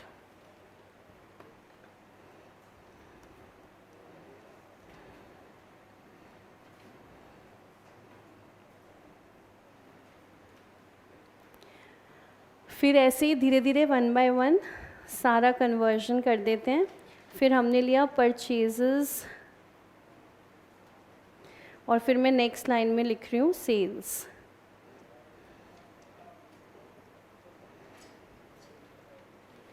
Purchases 400, sale 750।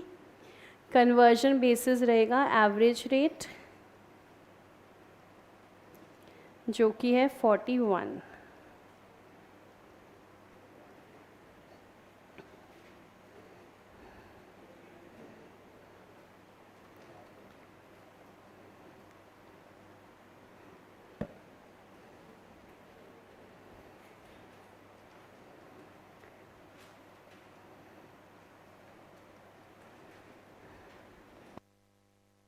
ट्रायल बैलेंस जब भी हम बनाते हैं तो आपने पहले सीखा होगा 11th क्लास में, अगर कोई भी खर्चा है या कोई भी एसेट है, एक्सपेंसेस एंड एसेट्स, उनका होगा डेबिट बैलेंस।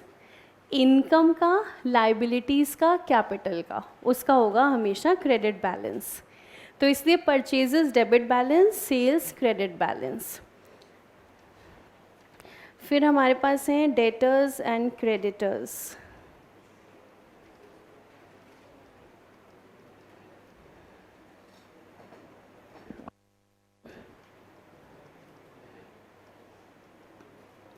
कन्वर्जन करेंगे क्लोजिंग रेट पर।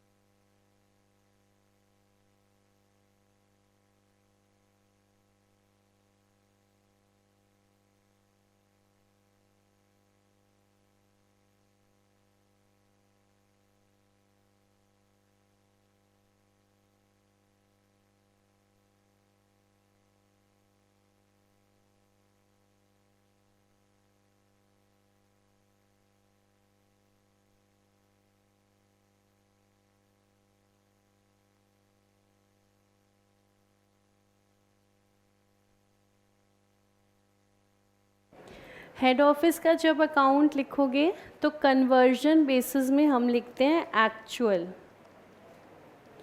हमने कोई यहाँ रेट नहीं लगाया है, एक्चुअली में जो बुक्स दिखा रही हैं वो लिखेंगे हम। अमाउंट हमारा है 22190।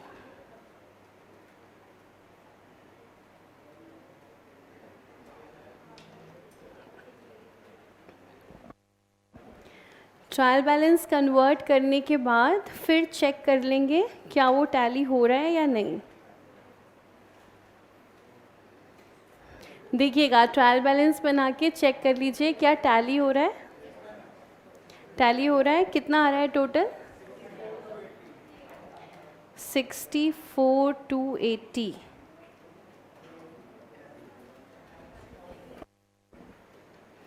तो ये ट्रायल बैलेंस टैली हो गया, बहुत अच्छी बात है।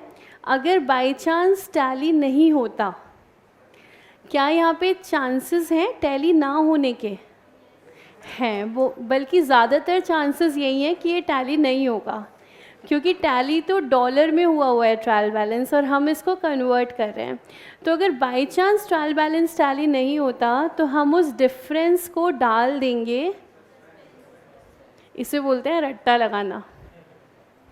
सस्पेंस का मतलब क्या होता है कि नहीं, गलती नहीं, सस्पेंस मीन्स हमें नहीं पता कि ये डिफरेंस किस वजह से आ रहा है, लेकिन अगर इस ट्रायल बैलेंस में डिफरेंस आता है, हमें अच्छे से पता है किस वजह से आ रहा है। किस वजह से आ रहा है? एक्सचेंज रेट की वजह से। तो अगर यहाँ पर कोई डिफरेंस आता है तो हम उसको एक अकाउंट में ट्रांसफ़र करते हैं, जिसका बहुत ही प्यारा और लॉजिकल सा नाम है एक्सचेंज डिफरेंस अकाउंट। क्या नाम है? Exchange difference account. यहाँ हमने सस्पेंस क्यों नहीं डाला? यहाँ सस्पेंस खुला हुआ है भाई, हमें पता है एक्सचेंज का डिफरेंस है। जहाँ हमें रीज़न पता नहीं होता वहाँ पे हम डालते हैं सस्पेंस। तो एक बार ट्रायल बैलेंस हमने कन्वर्ट कर लिया, अब अगला काम क्या है? ट्रेडिंग P&L बनाना है। वो तो हम इजीली बना ही लेंगे, उसकी प्रैक्टिस अगली क्लास में करेंगे। ठीक है, चलो फिर मिलेंगे। Thank you so much and keep smiling.